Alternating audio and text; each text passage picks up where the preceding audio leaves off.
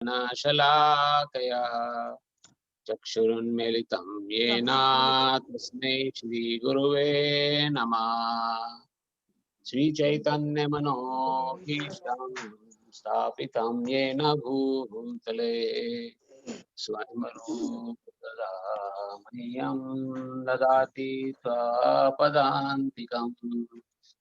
वन्देऽहं श्रीगुरु श्रीयुतापदकमलं श्रीगुरुन् वैष्णवांशं च श्रीरूपं साग्रजातं सहगना रघुनाथान्वितं तं सजीवं साद्वैतं सावधूतं परिजनसहितं कृष्णचैतन्यदेवं श्रीराधा कृष्णपदान् सहगना श्रीललिता श्रीविशाखान्वितमस्य।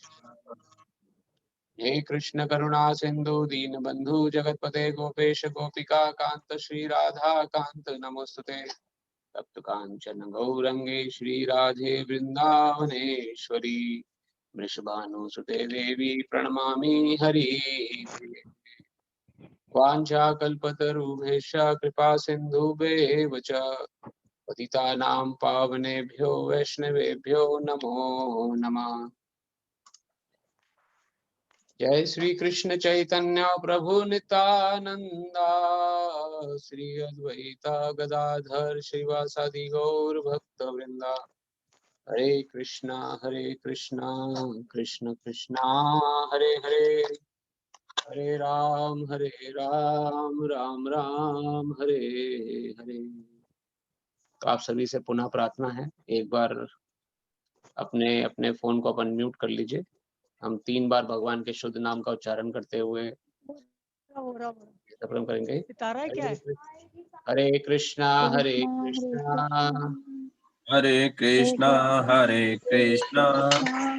कृष्णा कृष्णा हरे हरे, कृष्णा कृष्णा हरे हरे हरे, हरे राम हरे राम हरे राम, राम राम हरे हरे, राम राम हरे हरे हरे, हरे कृष्णा कृष्णा हरे कृष्णा कृष्णा कृष्णा हरे हरे, कृष्णा कृष्णा हरे हरे, हरे राम हरे राम, हरे राम हरे राम, राम राम हरे हरे, राम राम हरे हरे, हरे कृष्णा कृष्णा हरे कृष्णा कृष्ण कृष्णा हरे हरे, कृष्ण कृष्णा हरे हरे, हरे राम हरे राम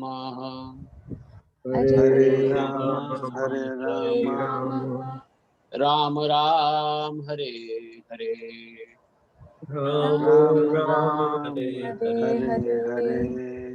श्री कृष्णचंद्र भगवान की जय। आप सभी का पुनः भगवत गीता के जो यात्रा है हमारी, जो चलती आ रही है पिछले कुछ हफ्तों से, उसमें स्वागत है।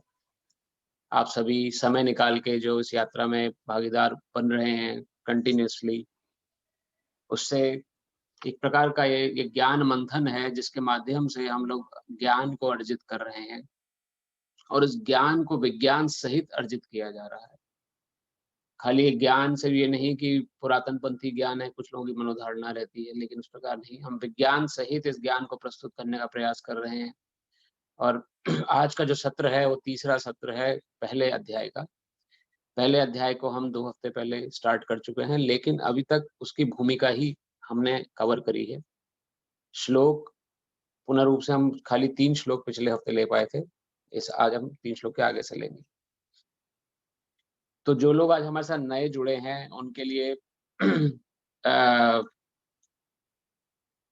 एक ब्रीफ रिकैप जिसे कहते हैं, मतलब जिसको मैं थोड़ा सा माध्यम देना चाहूंगा। कुछ लोग मैं देख रहा हूँ, कुछ लोग आज फर्स्ट टाइम जुड़े हैं। या जो पिछले हफ्ते नहीं आ पाए थे, तो अजय प्रभु जी ने कृपावश होके सारी पिछली रिकॉर्डिंग शेयर करी थी पिछले हफ्ते, ले वो यूट्यूब पर भी उपलब्ध है, नहीं तो आप हमारे जो व्हाट्सएप ग्रुप है उस पे भी देख सकते हैं। वहाँ पे ऑलरेडी वो शेयर्ड है। उन उन पिछली जो क्लास हो चुकी हैं, उनका वो एक तरह की नींव थी इस भगवत गीता को समझने के लिए। कि भगवत गीता का ज्ञान जो है, उसमें 5 तत्वों का वर्णन है, जो हम वर्णन कर चुके हैं। भगवान कौन है? जीव क्या है? प्रकृति क्या है? कर्म किसे कहते हैं?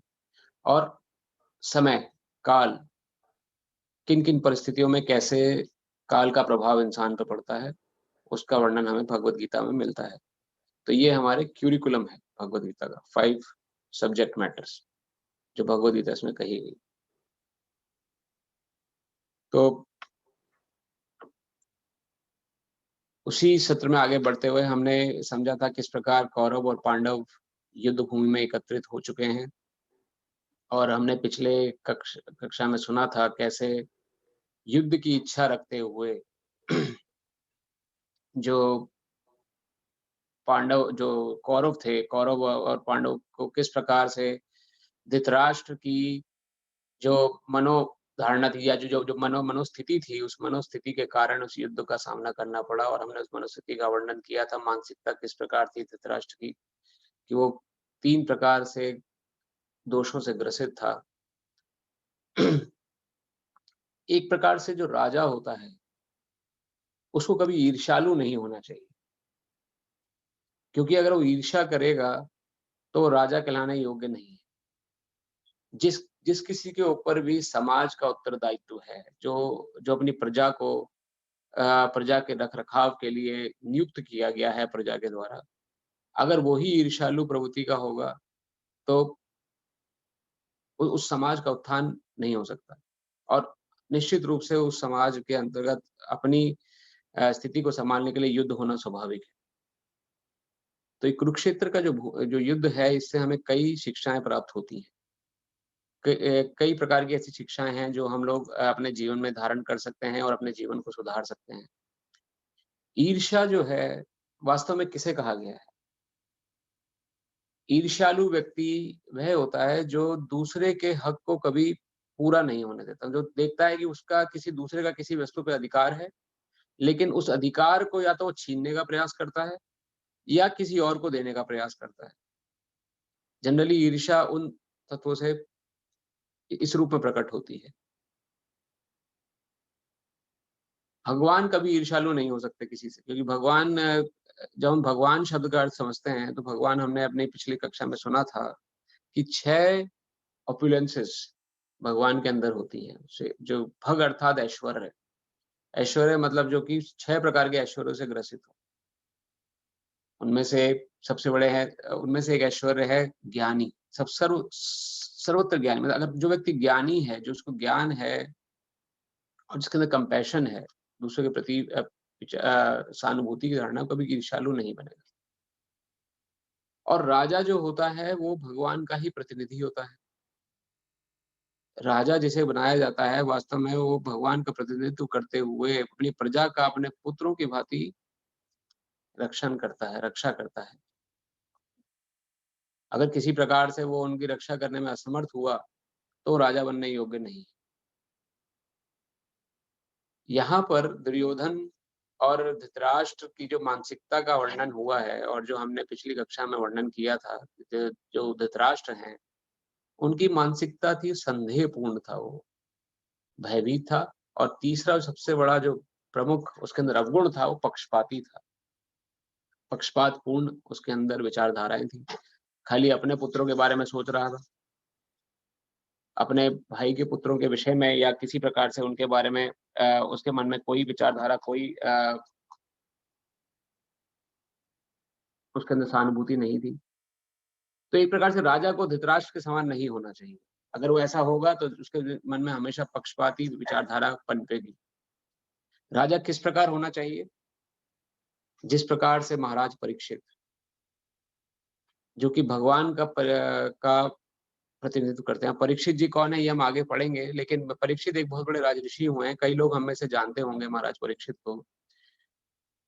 पांडवों के पोते थे वो, अर्जुन के पोते, यानी पांडवों के जो पुत्र हुए, अर्जुन के जो पुत्र थे अभिमन्यु, जब पांडव अपनी राजकाज संभाल लिया, उन्होंने सब कुछ अपना जीवन जीने के बाद उन्होंने अपना अपना राज्य, उस समय जब युद्ध में उन्होंने उनके पुत्र अभिमन्यु का भी वध हो गया, और अभिमन्यु के पुत्र थे उत्तरा माता के गर्भ से परीक्षित महाराज जी का जन्म हुआ था।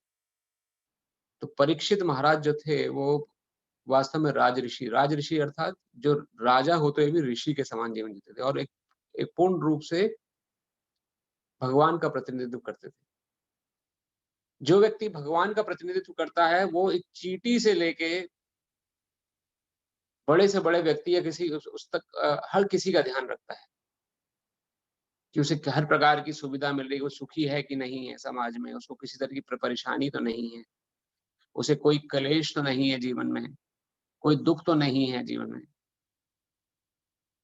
जो धर्म के हिसाब से राज्य करते थे उस समय, पिता के जीवित रहते हुए भी जब तक पिता की मृत्यु नहीं हो जाती थी तब तक पुत्र की मृत्यु नहीं होती थी। अगर किसी राज में पुत्र की मृत्यु पहले हो गई तो उस राज के राजा पे क्वेश्चन होता था, खड़ा कर देते थे लोग जाके कि आप किस प्रकार का राज्य कर रहे हैं, पिता के होने के बावजूद पुत्र की मृत्यु हो गई है। अब यहां से हम समझ सकते हैं किस प्रकार का राज चलता था प्राचीन समय में, जो शास्त्रों में इसका उल्लेख मिलता है। जब तक पिता जीवित है तब तक पुत्र की मृत्यु नहीं हो सकती। लेकिन आज हम समय में देखते हैं कई ऐसे लोग हैं जो कई अपना शरीर बहुत समय छोड़ते हैं, माता पिता जीवित हैं, पुत्र चला गया या पुत्री चली गया, संतान को कोई कष्ट हो गया, संसार से जाना पड़ गया। ये खाली अधर्म की प्रधानता के कारण है। जो अधर्म की जो प्रधानता हुई, उस अधर्म की प्रधानता के कारण ये जो फेरबदल हो गया है हमारे रहने के तरीके में या किसी प्रकार से भी जीवन जीने के तरीके में, उस कारण से ये अनियमितता आ गई है। लेकिन शास्त्रों की बात अगर सुने तो शास्त्रों में पिता की मृत्यु पहले होगी, फिर पुत्र की मृत्यु होगी जब वो अपनी पूरी उम्र जी लेगा, उससे पहले नहीं। और ऐसा होता है तो राजा को दंड मिलता था। उसे राजा को क्वेश्चन का जवाब देना पड़ता था, ऐसा क्यों हुआ। इसका हमें उदाहरण मिलता है भगवान कृष्ण की लीला में, जिस प्रकार एक ब्राह्मण पुत्र, एक ब्राह्मण की कथा आती है। उसने सीधा जाके भगवान कृष्ण से द्वारका में प्रश्न किया कि मेरे पुत्र पैदा होते ही मर जाते हैं, ऐसा क्यों हो रहा है। इसी कथा हम आगे पढ़ेंगे जब भगवान कृष्ण की लीलाओं का वर्णन होगा। आगे आगे किस प्रकार से भगवान कृष्ण की जो लीला पुरुषोत्तम है, जैसे भगवान राम मर्यादा पुरुषोत्तम है, भगवान कृष्ण लीला पुरुषोत्तम है, तो लीलाओं के धनी जो है, तो उसी प्रकार भगवान राम मर्यादा के धनी है।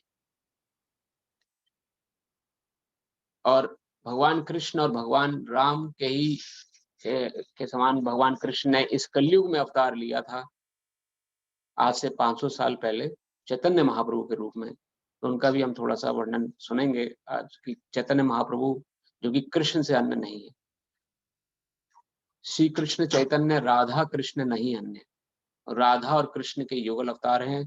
भगवान कृष्ण ने राधा भाव में, मतलब कि किस प्रकार से राधा रानी भक्त भाव जो होता है, भक्त का भगवान के प्रति जो भाव होता है, उस भाव का आस्वादन करने के लिए जो भक्त रूप लिया चैतन्य महाप्रभु के रूप में, वो स्वयं कृष्ण आज से 500 साल पहले उन्होंने बंगाल प्रांत में जन्म लिया था। उनका भी वर्णन शास्त्रों में मिलता है। श्री चैतन्य महाप्रभु प्रेम पुरुषोत्तम है। तो भगवान हर स्थिति में पुरुषोत्तम है, क्योंकि उनकी वो जीवन उन्होंने जो जिया और जीने का तरीका लोगों को सिखाया अपने जीवन तरीके से, वो सर्वोत्तम है। तमा मतलब अंधकार, उत्तमा मतलब जो अंधकार से परे। तो पुरुषों में उत्तम कृष्ण भगवान। तो जो राजा होता है वो भगवान का प्रतिनिधि होने के कारण वो उसको भी उत्तम होना आवश्यक है। लेकिन इस युद्ध के माध्यम से, भगवत गीता के माध्यम से हमने जो चरित्र समझा पिछली कक्षा में, और आज हम थोड़ा आगे पढ़ेंगे, उसके बाद धृतराष्ट्र की जो मानसिकता समझ में आई, वो एक तरीके से बहुत ही ज्यादा पक्षपाती विचारधारा का व्यक्ति था और उसके अंदर किसी प्रकार के भी भगवान के प्रति भक्त भाव नहीं था। हालाँकि वो जानता था कृष्ण भगवान है। हालाँकि उसको पता था कि इस समय जिस समय मैं राज्य कर रहा हूँ, इस समय भगवान नारायण रूप में विद्यमान है। ज्ञानी था, लेकिन अपनी पक्षपाती विचारधारा के कारण वो उससे उभर ही नहीं पाया और युद्ध का सामना करना पड़ा सभी को। कई अक्षौणी सेना उसमें मारी गई, कई लोग उसमें मारे गए। तो यहाँ पर धृतराष्ट्र की मानसिकता का जो हमने संक्षिप्त वर्णन किया था, संदेहपूर्ण था। संदेह क्यों था? कि पहला श्लोक हमने पढ़ा था पिछले उसमें, थोड़ा-सा रिवीजन के तौर पे बता रहे हैं, जो कि लोग नए जुड़े हैं। पहला श्लोक था, धर्म क्षेत्रे कुरुक्षेत्रे समवेतायुत्सवः। धर्म क्षेत्र कुरुक्षेत्र, मामका पांडवश्चैव किम कुर्वतः संजय। उसको डाउट था मन में कि धर्म क्षेत्र में ये लोग इकट्ठा हुए हैं युद्ध करने के लिए। अब युद्ध करने, किसी युद्ध भूमि में कोई इकट्ठा होगा तो युद्ध करने के लिए ही इकट्ठा होगा। ये प्रश्न तो अपना बनता नहीं है कि जो बोलता किम कुर्वता संजय, कि मेरे और मेरे मेरे पुत्रों ने क्या किया। तुम्हारे और तुम्हारे पुत्र युद्ध भूमि में इकट्ठा हो रहे हैं, कोई आपस में मेल मिलाप करने के लिए तो इकट्ठा नहीं हो रहे होंगे, या गले मिलने के लिए तो इकट्ठा नहीं हुए होंगे। वो लोग युद्ध भूमि में इकट्ठा हुए हैं तो निश्चित है कि युद्ध करने के लिए ही इकट्ठा हुए हैं। युद्ध होना स्वाभाविक है। तो ये जो प्रश्न, पहला ही प्रश्न जो है भगवत गीता का, पहला ही प्रश्न संदेशपद विचारधारा को प्रदर्शित करता है धृतराष्ट्र की, कि वो संदेही था कि धर्म क्षेत्र का चुनाव जो कुरुक्षेत्र जो था, कुरुक्षेत्र की जो युद्ध भूमि है, कुरुक्षेत्र वास्तव में एक धार्मिक स्थल है। धार्मिक स्थल में जब धर्म की प्रधानता थी, जिस जिस स्थान में भगवान कृष्ण का सर्वप्रथम जो जो समावेश होता है, वो स्थान धर्म क्षेत्र बन जाता है। जैसे इस समय हम भगवान की वाणी, भगवद गीता की चर्चा कर रहे हैं, तो ये जो इंटरनेट का माध्यम है, ये भी हमारा धर्म क्षेत्र बन गया है। तो भगवान कृष्ण यहाँ उपस्थित है अपनी वाणी के रूप में, भगवद गीता के रूप में। जहां भी भगवान कृष्ण की उपस्थिति होती है, वो क्षेत्र धर्म क्षेत्र बन जाता है। कुरुक्षेत्र में भगवान साक्षात विद्यमान थे, इसलिए वह स्थान कुरुक्षेत्र भी धर्म क्षेत्र बन गया। और धर्म क्षेत्र बनने के कारण धृतराष्ट्र के मन में ये संदेह आ गया कि मेरे पुत्र ने तो सदा ही अधर्म किया है। तो जानता था, बचपन में भीम को जहर देके मारना मारना चाहा दुर्योधन ने, लेकिन फल में क्या हुआ कि 1000 हाथियों का बल लेके भीम वापस आ गए। ये महाभारत में से कथा डिटेल में मिलती है, यहाँ पे हम थोड़ा संक्षिप्त परिचय दे रहे हैं। फिर लाक्षागृह में जलाने की कोशिश करी गई, पांडवों को जिंदा जला देने की कोशिश करी गई, वहां से बच निकले पांडव। उसके बाद द्रौपदी माँ का मान भंग करने का प्रयास किया गया द्यूत क्रीड़ा भवन में, वहां भगवान कृष्ण ने साड़ी के ढेर लगा दिए। तो क्या धृतराष्ट्र इतना मूर्ख था? वो नहीं जानता था, वो सब जानता था।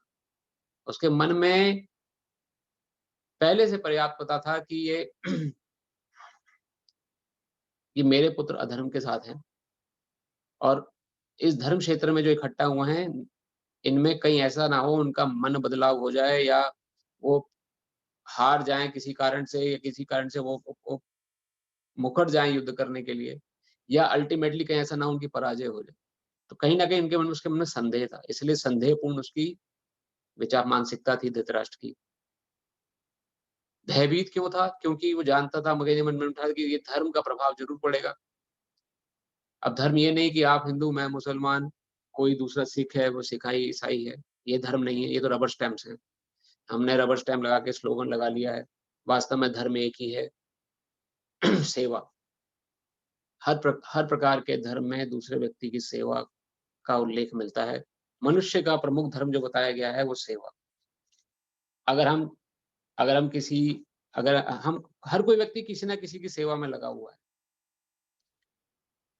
श्रील प्रभुपाद समझाते हैं, ए बी की सेवा कर रहा है, बी सी की सेवा कर रहा है, सी डी की सेवा कर रहा है। जिस प्रकार कोई व्यक्ति अपने ऑफिस में अपने मैनेजर, अपने कर्मचारियों की सेवा में लगा हुआ है, कोई कोई व्यक्ति अपने घर परिवार की सेवा कर रहा है, कोई व्यक्ति अपने माता पिता की सेवा में लगा हुआ है, कोई देश की सेवा कर रहा है और देश की सेवा में से बॉर्डर पे खड़े होके सारी मुश्किलें सहन कर रहा है, क्यों? देश की सेवा भाव है मन में।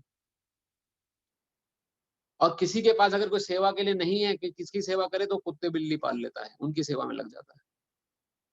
उनको नियमित रूप से उनका लालन-पालन करना, उनकी दवाइयाँ दवा-दारू करना, उनका उनका उनके खाने-पीने का ध्यान रखना।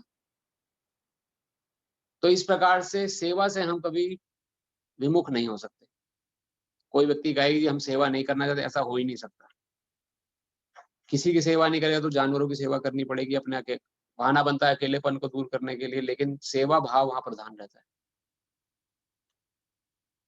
वास्तव में शास्त्र बताता है, हमारा जो उत्पन्न हुआ, हम जो मनुष्य शरीर में उत्पन्न हुए हैं, हमें भगवान की सेवा के निमित्त उत्पन्न हुए। भगवान हमारे जो धर्म है वो ईश्वर की सेवा है। किसी न किसी रूप में हम ईश्वर की सेवा से जुड़े। ईश्वर अब वो सेवा क्या है, उसकी क्या किस तरह से करी जाती है भगवान की सेवा, उसके लिए भगवान ने रूल बुक दी है, भगवत गीता। भगवत गीता के माध्यम से हम समझते हैं कि वास्तव में किस प्रकार से भगवान की हम सेवा कर सकते हैं, उनके बताए हुए मार्ग पे चल के अपने जीवन को उस हिसाब से चला के। जो व्यक्ति भगवत गीता के अनुसार या किसी भी धर्म ग्रंथ के अनुसार अपना जीवन नहीं जी रहा है, या किसी या अपने चाहे वो किसी समुदाय का हो, अपने अगर ईश्वर की के विचारधारा को नहीं मान रहा है, तो वास्तव में वो अपने मनोकल्पित जीवन जी रहा है। और अल्टीमेटली जैसे हमने एनालॉजी समझी थी कि कोई अगर हमें बता दे कि सड़क पे किसी प्रकार का नियम नहीं है, आप चलिए अपने हिसाब से।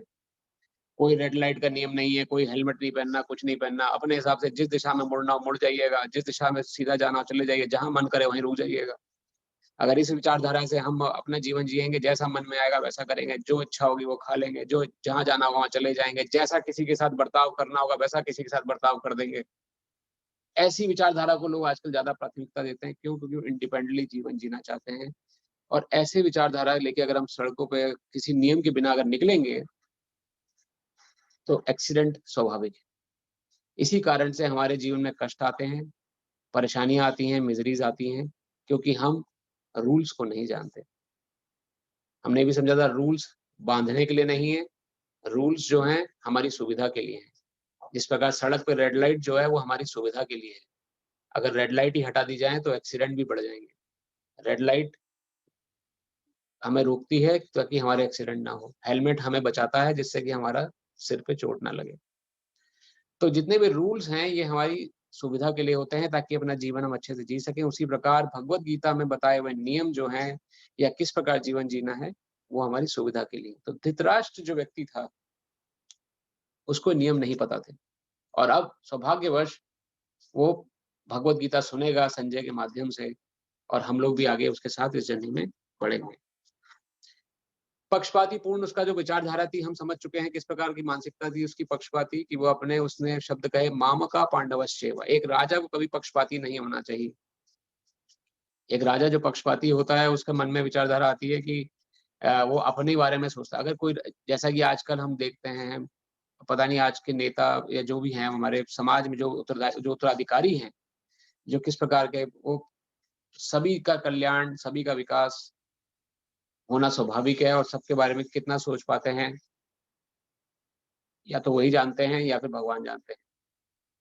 लेकिन पहले के समय में जो धर्म की प्रधानता थी, उस समय राजा जैसे परीक्षित महाराज का मैंने एग्ज़ाम्पल दिया था यहाँ पर, मैं छोटी सी उनकी जीवन घटना आती है, जब उन्होंने गाय पे आक्रमण होता हुआ देखा, अपने अपने राज्य में वो आखेट करने निकले थे और उन्होंने देखा कि एक काले रंग का पुरुष जो है, वो एक उसने एक बैल को तो के 4 पैरों में से 3 पैर काट दिए हैं और एक गाय को बुरी तरह से मार रहा है।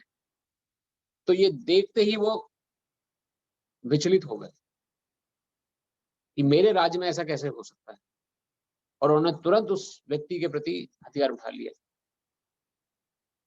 तो एक राजा जो है ये नहीं देखता कि मनुष्य के प्रति अपराध हो रहा है, तो ही वो आगे बढ़े। किसी जानवर के प्रति, किसी समाज के उसके प्रति अगर या किसी निम्न श्रेणी के योनि के प्रति अगर अपराध हो रहा है, तो हम अपनी आवाज़ ना उठाएँ। लेकिन आज के समय में अपराध इतना कि निम्न श्रेणियाँ हर किसी को जीने का हक है। शास्त्रों के अनुसार हर किसी को अपने हिसाब से जीने का हक दिया गया है भगवान द्वारा। लेकिन जीव हत्या जो होती है सिर्फ स्वाद के लिए या किसी और कारणों से, उसकी भर्त्सना शास्त्रों में की गई है और उसका रिजल्ट ज़रूर देखना पड़ता है। जिस व्यक्ति ने, किसी कसाई ने अगर किसी जानवर को मारा है उस मांस को बेचने के लिए, और कोई व्यक्ति उस मांस को खरीदता है खाने के लिए, स्वाद के लिए या पार्टी में एन्जॉय करने के लिए, और वह सोचे कि मैंने तो उसको नहीं मारा, इसे तो किसी और ने मारा है, तो ये उसकी मूर्खता है। शास्त्रों में जो नियम हैं वो बताए गए हैं, कसाई किसी जीव को मारने वाले से लेके उसको खाने वाले तक या उसको देखने, प्रतिरोधक करने वाले को समान प्रकार का अपराध लगता है। ये this is law of nature. तो जीव हत्या प्राचीन समय में नहीं थी। प्राचीन समय में जो राजा थे वो प्रोटेक्शन करते थे हर प्रकार के जीवों का। लेकिन अभी वो धीरे-धीरे खंडित होती जा रही है, क्योंकि धर्म का ज्ञान है नहीं स्कूल कॉलेजों में, हमें पता नहीं, हम भी स्कूल कॉलेज में पढ़ के आए तो हमें पता नहीं, कभी भगवत गीता कभी पढ़ी नहीं हमने अपने बचपन में। भगवान की कृपा से कॉलेज में जब आए तब भगवत गीता पढ़ने का अवसर मिला, गुरु महाराज की कृपा से या वैष्णव की कृपा से। और किसी कारण से हमें जब इस संघ से जुड़े तो हमें पता लगा कि वास्तव में जीवन की सार्थकता क्या है। जब जीवन की सार्थकता खाली 8 घंटे नौकरी करने में और अपने परिवार को पालने में नहीं है। जीवन की सार्थकता बड़े-बड़े बैंक बैलेंस बनाने में नहीं है, या बड़ा-बड़ा मकान इकट्ठा करने में नहीं है, या ऐशो-आराम वाली ज़िंदगी जीने में नहीं है। क्योंकि ये सभी चीज़ें हमसे छीन ली जाएँगी एक दिन और हमें इनसे निष्कासित कर दिया जाएगा। जीवन की सार्थकता है अपने आप को समझने में। वास्तव में मैं कौन हूँ? क्या मेरा एक्जिस्टेंस ये खाली 70 वर्ष का जीवन है और इसके बाद मेरा जीवन कुछ नहीं होगा? या इससे जन्म लेने से पहले भी मेरा कोई वजूद था? या जब मैं अपनी उम्र गुज़ार लूँगा और जब अपना शरीर छोड़ दूँगा, तो क्या उसके बाद मेरा कोई जीवन होगा? या मैं लुप्त हो जाऊँगा? जीवन की सार्थकता इस चीज़ को समझने में है। जो आपकी किस्मत में आपको ज़रूर मिलेगा, लेकिन जो प्रयास करना है हमें जीवन की सार्थकता को जानने को करना है। हमारे जो स्कूल कॉलेज हैं या जो शिक्षा पद्धति है, वो हमें जीवन की सार्थकता से कई दूर ले जाती है। वो सिर्फ़ सिखाती है कि ईट, स्लीप एंड बी मैरी। खाओ, पियो, ऐश करो, खूब पैसा कमाओ। भले ही आप दूसरे किसके कंधे पे, सिर पे पैर रख के ऊपर चढ़ रहे हैं, या आप किसी को दुःख देके आगे बढ़ रहे हैं। If you want to survive, you have to rise. और राइज़ के लिए आपको ये नहीं देखना कि किसको दुःख हो रहा है, किसको कष्ट हो रहा है।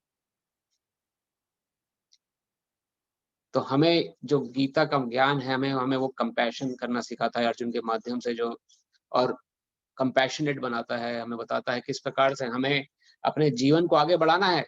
अर्जुन भी हमारी तरह गृहस्थी थे, आप और हमारी तरह ही गृहस्थी थे, लेकिन उन्होंने जीवन जिया भगवत गीता के अनुसार। वो कोई साधु सन्यासी नहीं थे, ना कोई बाबा थे, ना कोई पंडित थे। उनकी भी शादीशुदा जीवन था, गृहस्थी थी, नौकरी थी, ज़िम्मेदारियाँ थी, सँभालनी थी उनको, और सँभाली उन्होंने अंत तक। तो भगवत गीता जो है किसी साधु, सन्यासी या बाबा या बुढ़ापे के लिए नहीं है, ये भी हम समझ चुके हैं। ये अभी इसी समय शुरू करने का विषय है, क्योंकि ये रूल बुक है। हमें जानना है कि हमें जीवन कैसे जीना है। कहीं हमारा जीवन धृतराष्ट्र की तरह से अंधपने में ना चला जाए। धृतराष्ट्र फिज़िकली तो अंधे थे ही, स्पिरिचुअली भी अंधे थे। उनको पता ही नहीं था वास्तव में, भगवान को जानते हुए, भगवान को समझते हुए, भगवान ने जब कुरुक्षेत्र का युद्ध शुरू होने वाला था, तो भगवान ने अक्रूर जी को भेजा था। अक्रूर जी भगवान कृष्ण के जब द्वारका के राजा बने, तो अक्रूर उनके प्रमुख सेनापति थे। तो उन्होंने हाल-चाल पूछने के लिए ऐसे ही भेजा, धृतराष्ट्र के पास जाके पता करके आओ हस्तिनापुर में क्या चल रहा है। तो उस समय जब अक्रूर जी वहाँ पहुँचे, तो अक्रूर जी ने देखा कि किस प्रकार धृतराष्ट्र जो है कुछ योजना बना रहे हैं, आगे युद्ध की और उन योजनाओं को जानने के बाद अक्रूर जी ने पूछा कि भई तुम ये सब क्यों कर रहे हैं? तुम्हारे ही भाई के पुत्र हैं, जिनके प्रति आप षड्यंत्र करने जा रहे हैं। तो धृतराष्ट्र उनको बोलता है कि मुझे पता है कि भगवान कृष्ण भगवान यहाँ पे विद्यमान है और मुझे मेरे हिसाब से मुझे चलने नहीं देंगे। लेकिन मैं अपने को रोक नहीं पा रहा हूँ, ये सब करने के लिए। ये धृतराष्ट्र के वाक्य थे। कि मैं अपने को ये सब करने से रोक नहीं पा रहा हूँ। किस प्रकार से जो मेरा पुत्र षड्यंत्र करता है, मुझे उसमें हामी भरनी पड़ती है, चाह के मैं नहीं रोक पाता हूँ। ऐसी स्थिति होती है एक मटेरियलिस्टिक पर्सन की, जो कि बहुत ही ज़्यादा भौतिकतावादी व्यक्ति है और अटैच्ड है अपने साधु समाज से, अपने चारों तरफ जो है उसके उसके हिसाब से। जानते-बूझते भी गलत काम करना पड़ता है।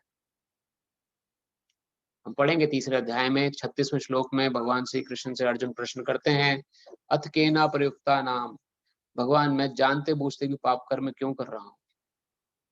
ऐसा लगता है मुझे बलपूर्वक उसमें लगाया जा रहा है। मैं नहीं चाहता, मैं जानता हूँ गलत है काम ये, लेकिन फिर भी मैं काम कर रहा हूँ। तो भगवान कहते हैं, उसका उत्तर भगवान 37वें श्लोक में देते हैं तीसरे अध्याय के, कामेशा क्रोधेशा रजोगुणः समुद्भवा। काम से ही क्रोध की ये जो सर्वभक्षी पापी शत्रु हमारे मन में जो काम है उससे ही अटैचमेंट और सब चीजें पैदा होती हैं, ये ही हमारा शत्रु है। और यही शत्रु धृतराष्ट्र के थे, जो जानते बूझते भी उसको नहीं रोक पाए गलत काम होने से। श्रील प्रभुपाद समझाते हैं कि 3 प्रकार का एक्सपीरियंस होता है इंसान को। या तो हम गलत काम करना छोड़ देते हैं, अगर हम सुन लें उस गलत काम के बारे में। किसी से हमने सुन लिया कि भाई चोरी करना पाप है, चोर को सजा मिलती है और उसको 7 साल की या 8 साल की जेल भोगनी पड़ती है। तो सुनने से ही जो व्यक्ति समझ जाए, वो अक्लमंद है। जो उससे थोड़े नासमझ होते हैं, वो बोलते हैं, नहीं पहले मैं देखूँगा कि चोरी करने वाले को क्या सजा मिलती है, तब मैं इस बात का विश्वास करूँगा। दूसरा प्रकार का व्यक्ति ऐसा होता है जो देख के विश्वास करता है। पहला व्यक्ति जो सुन के उसने विश्वास कर लिया, दूसरे के देख जब उसको दिखाया गया कि देखो किस प्रकार इस चोर को पकड़ के लेके आए हैं अभी, अब इसको जज के सामने प्रस्तुत किया जाएगा, जज इसे सजा सुनाएगा और फिर इसे जेल हो जाएगी 10 साल की। जब तक वो सब देख नहीं लेता तब तक उसे विश्वास नहीं होता कि ये जो है ये चोरी करना पाप है, नहीं करना चाहिए, गलत काम है, दंड भोगना पड़ता है। तीसरा प्रकार का व्यक्ति जो होता है उससे भी गया गुजरा होता है, वो जब तक करके नहीं देखता चोरी तब तक उसे विश्वास नहीं होता कि मैं पहले करूँगा, फिर देखता हूँ क्या है, मुझे ना देखे पे विश्वास है, ना मुझे सुने पे विश्वास है। तो करने के बाद चोरी उसे दंड मिलता है, दंड के बाद उसे जज के सामने प्रस्तुत किया जाता है, जज उसे सजा सुनाता है, जब वो सजा भोग रहा होता है तब जाके उसे अकल आती है कि वाक़ई में चोरी का दंड बड़ा खतरनाक है, मैं आगे से कसम खाता हूँ चोरी नहीं करूँगा। चौथा प्रकार का व्यक्ति जो होता है वो उससे भी गया गुज़रा होता है, जो ना सुने पे विश्वास करता है, ना देखे पे विश्वास करता है, ना भोगे पे विश्वास करता है, वो भोग करने के बाद भी उस दुःख को पुनः उस गलत काम में प्रवृत्त हो जाता है, फिर से वो गलत काम करता है।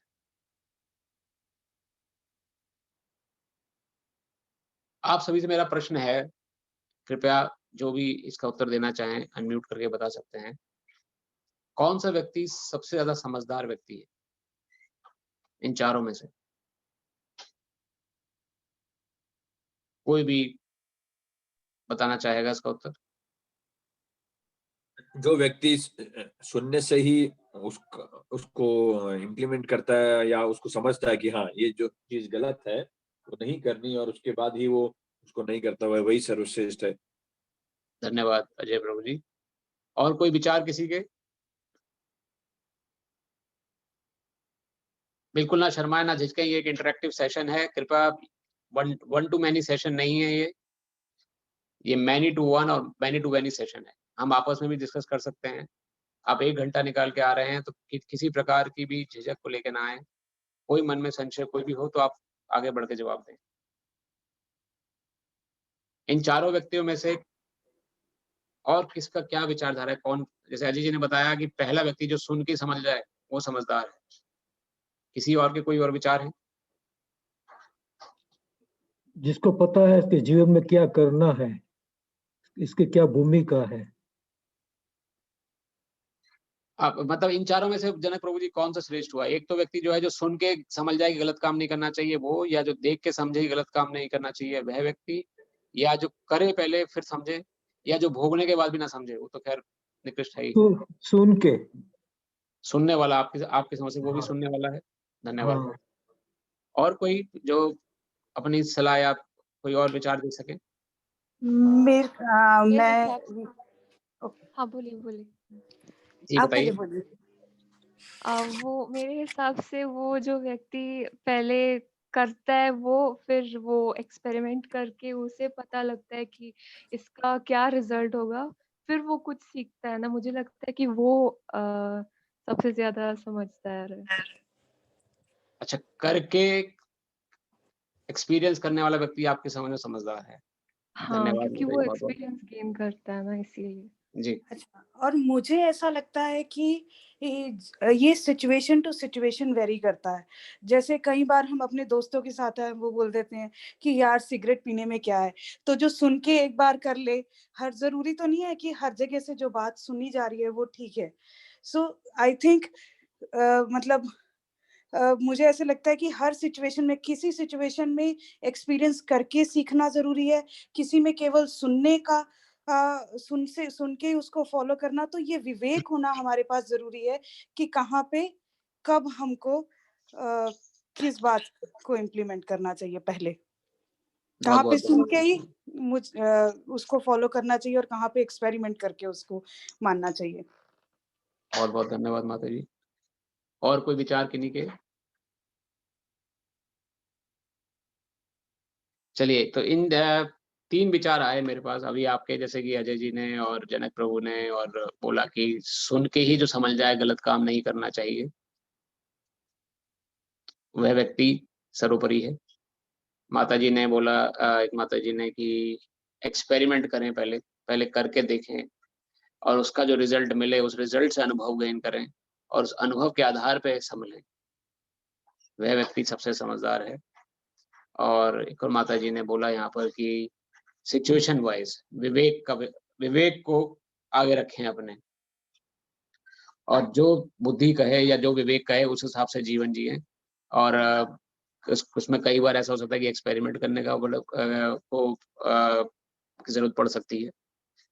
तो कहीं न कहीं देखिए सभी विचार श्रेष्ठ हैं अपनी जगह पर, लेकिन जो यहाँ पे उदाहरण है गलत काम का या जो कि विचारधारा है, जो यहाँ उदाहरण प्रस्तुत किया गया था एक चोरी का था, और चोरी के उदाहरण और जो गलत उदाहरण की जो प्रस्तुति करी गई थी, उस उदाहरण के लिए शास्त्रों के अनुसार किसी प्रकार का भी एक्सपेरिमेंट करने की आवश्यकता नहीं है। चोरी एक छोटा-सा सैंपल था, एग्ज़ाम्पल था। ऐसे बहुत सारे गलत कर्म हैं जो हम विवेक के द्वारा, अपने बुद्धि के द्वारा जानते हैं कि गलत है। जैसे सिगरेट का माताजी ने एग्ज़ाम्पल दिया, सिगरेट स्मोकिंग। सिगरेट बनाने वाले भी लिख देते हैं सिगरेट पैकेट पे कि cigarette smoking is injurious to health. उसमें किसी से सुनने की फिर क्या आवश्यकता है? सिगरेट शराब बनाने वाला भी लिखता है कि if you drink your liver will be impacted. तो गलत कामों को करने के लिए शास्त्रों के अनुसार, अगर हम शास्त्र की वाणी को समझें, क्योंकि शास्त्र हमारी माँ है। शास्त्र जिस प्रकार ने समझा था कि भगवान या भगवान की वाणी को अगर समझना हो, तो हमें अपनी माँ की शरण में जाना पड़ेगा, क्योंकि पिता के बारे में सही-सही जानकारी हमारी माँ हमें दे सकती है कि हमारे पिता कौन हैं, कैसे हैं। जो व्यक्ति बचपन में पिता को खो देते हैं, जब वो अपनी माँ से जानकारी लेते हैं कि किस प्रकार हमारे पिता थे। उसी प्रकार भगवान को हमने नहीं देखा है, लेकिन भगवान के बारे में अगर हम जानकारी लेना चाहते हैं कि भगवान कौन है, कैसे दिखते हैं, उन्होंने क्या कहा है हमारे बारे में, तो हमें अपनी माँ से पूछना पड़ेगा। और हमारी माँ कौन है? शास्त्र। ये भगवद गीता, भागवतम, 4 वेद, 108 उपनिषद, 18 पुराणों का जो समूह है, अलग-अलग तरीके से इसने भगवान के बारे में बताया है और उनकी वाणियों का गुणगान किया है। तो ये हमारी माँ, जो हमारे शास्त्र हैं बताते हैं कि गलत काम को करने के लिए वही व्यक्ति समझदार है जो सुन के समझ ले कि ये काम गलत है, इसको नहीं करना। उससे जो कम समझदार व्यक्ति होता है, वो देख के समझता है। जो पहले देखता है कि ये गलत काम करने से क्या फल मिला, उसके बाद वो संभला। समय उसमें क्या दोष है, वो क्यों निकृष्टतम बन गया उससे? क्योंकि पहले व्यक्ति ने अपना समय बचा लिया, वो देखने में जितना समय खर्च हुआ, क्योंकि रिजल्ट तो वही आया। चोर को चोरी करने की सजा 10 साल की कैद है, ये सुनने वाले ने समझ लिया और संभल गया वो, कि मुझे चोरी नहीं करनी। सिगरेट पीने वाले ने पढ़ के समझ लिया कि सिगरेट पीना is injurious to health, cigarette में पीऊंगा तो मेरे फेफड़े जलेंगे ही, उस सिगरेट को उसने दूर से नमस्ते कर दी। शराब पीने वाले ने सुन के समझ लिया कि शराब पीऊंगा तो एक दिन मेरे फेफड़े जल जाएंगे, उसने सुन के समझ लिया, तो वो समझदार व्यक्ति कहलाएगा शास्त्रों के अनुसार। वही वह व्यक्ति जो करके देखेगा कि नहीं चलो पी के देखता हूँ, ज्यादा नहीं पीऊंगा, 6 महीने पी के देखता हूँ, तो क्या 6 महीने जो उसने सिगरेट सुलगाई उसके फेफड़े नहीं जले या उसकी इम्पैक्ट नहीं पड़ा उसके शरीर पे? किसी का इम्पैक्ट, किसी का शरीर अच्छा हष्ट-पुष्ट होता है जो वर्जिश करके अपने शरीर को नियमित रख लेते हैं, उनके शरीर पे इम्पैक्ट इतनी जल्दी नहीं दिखता। कोई कमजोर होता है अंदर से, उस पे इम्पैक्ट तुरंत दिखने लग जाता है। और शराब पीने के बाद तो जानते ही आप कैसे इंसान की स्थिति हो जाती है। तो जो व्यक्ति देख के समझता है और जो व्यक्ति करके समझता है, उसमें खाली अंतर इतना है कि समय बचा लेता है पहला प्रकार का व्यक्ति अपना। वही दूसरा प्रकार का व्यक्ति जो है अपने समय को खो देता है, जो समय वो और दूसरे कार्य में और उत्थान वाले कार्य में कर सकता था, हालांकि एक्सपेरिमेंट करने के बजाय गलत काम के ऊपर, वो समय उसने वो नहीं बचा पाता, इसलिए वो निकृष्ट बन जाता है।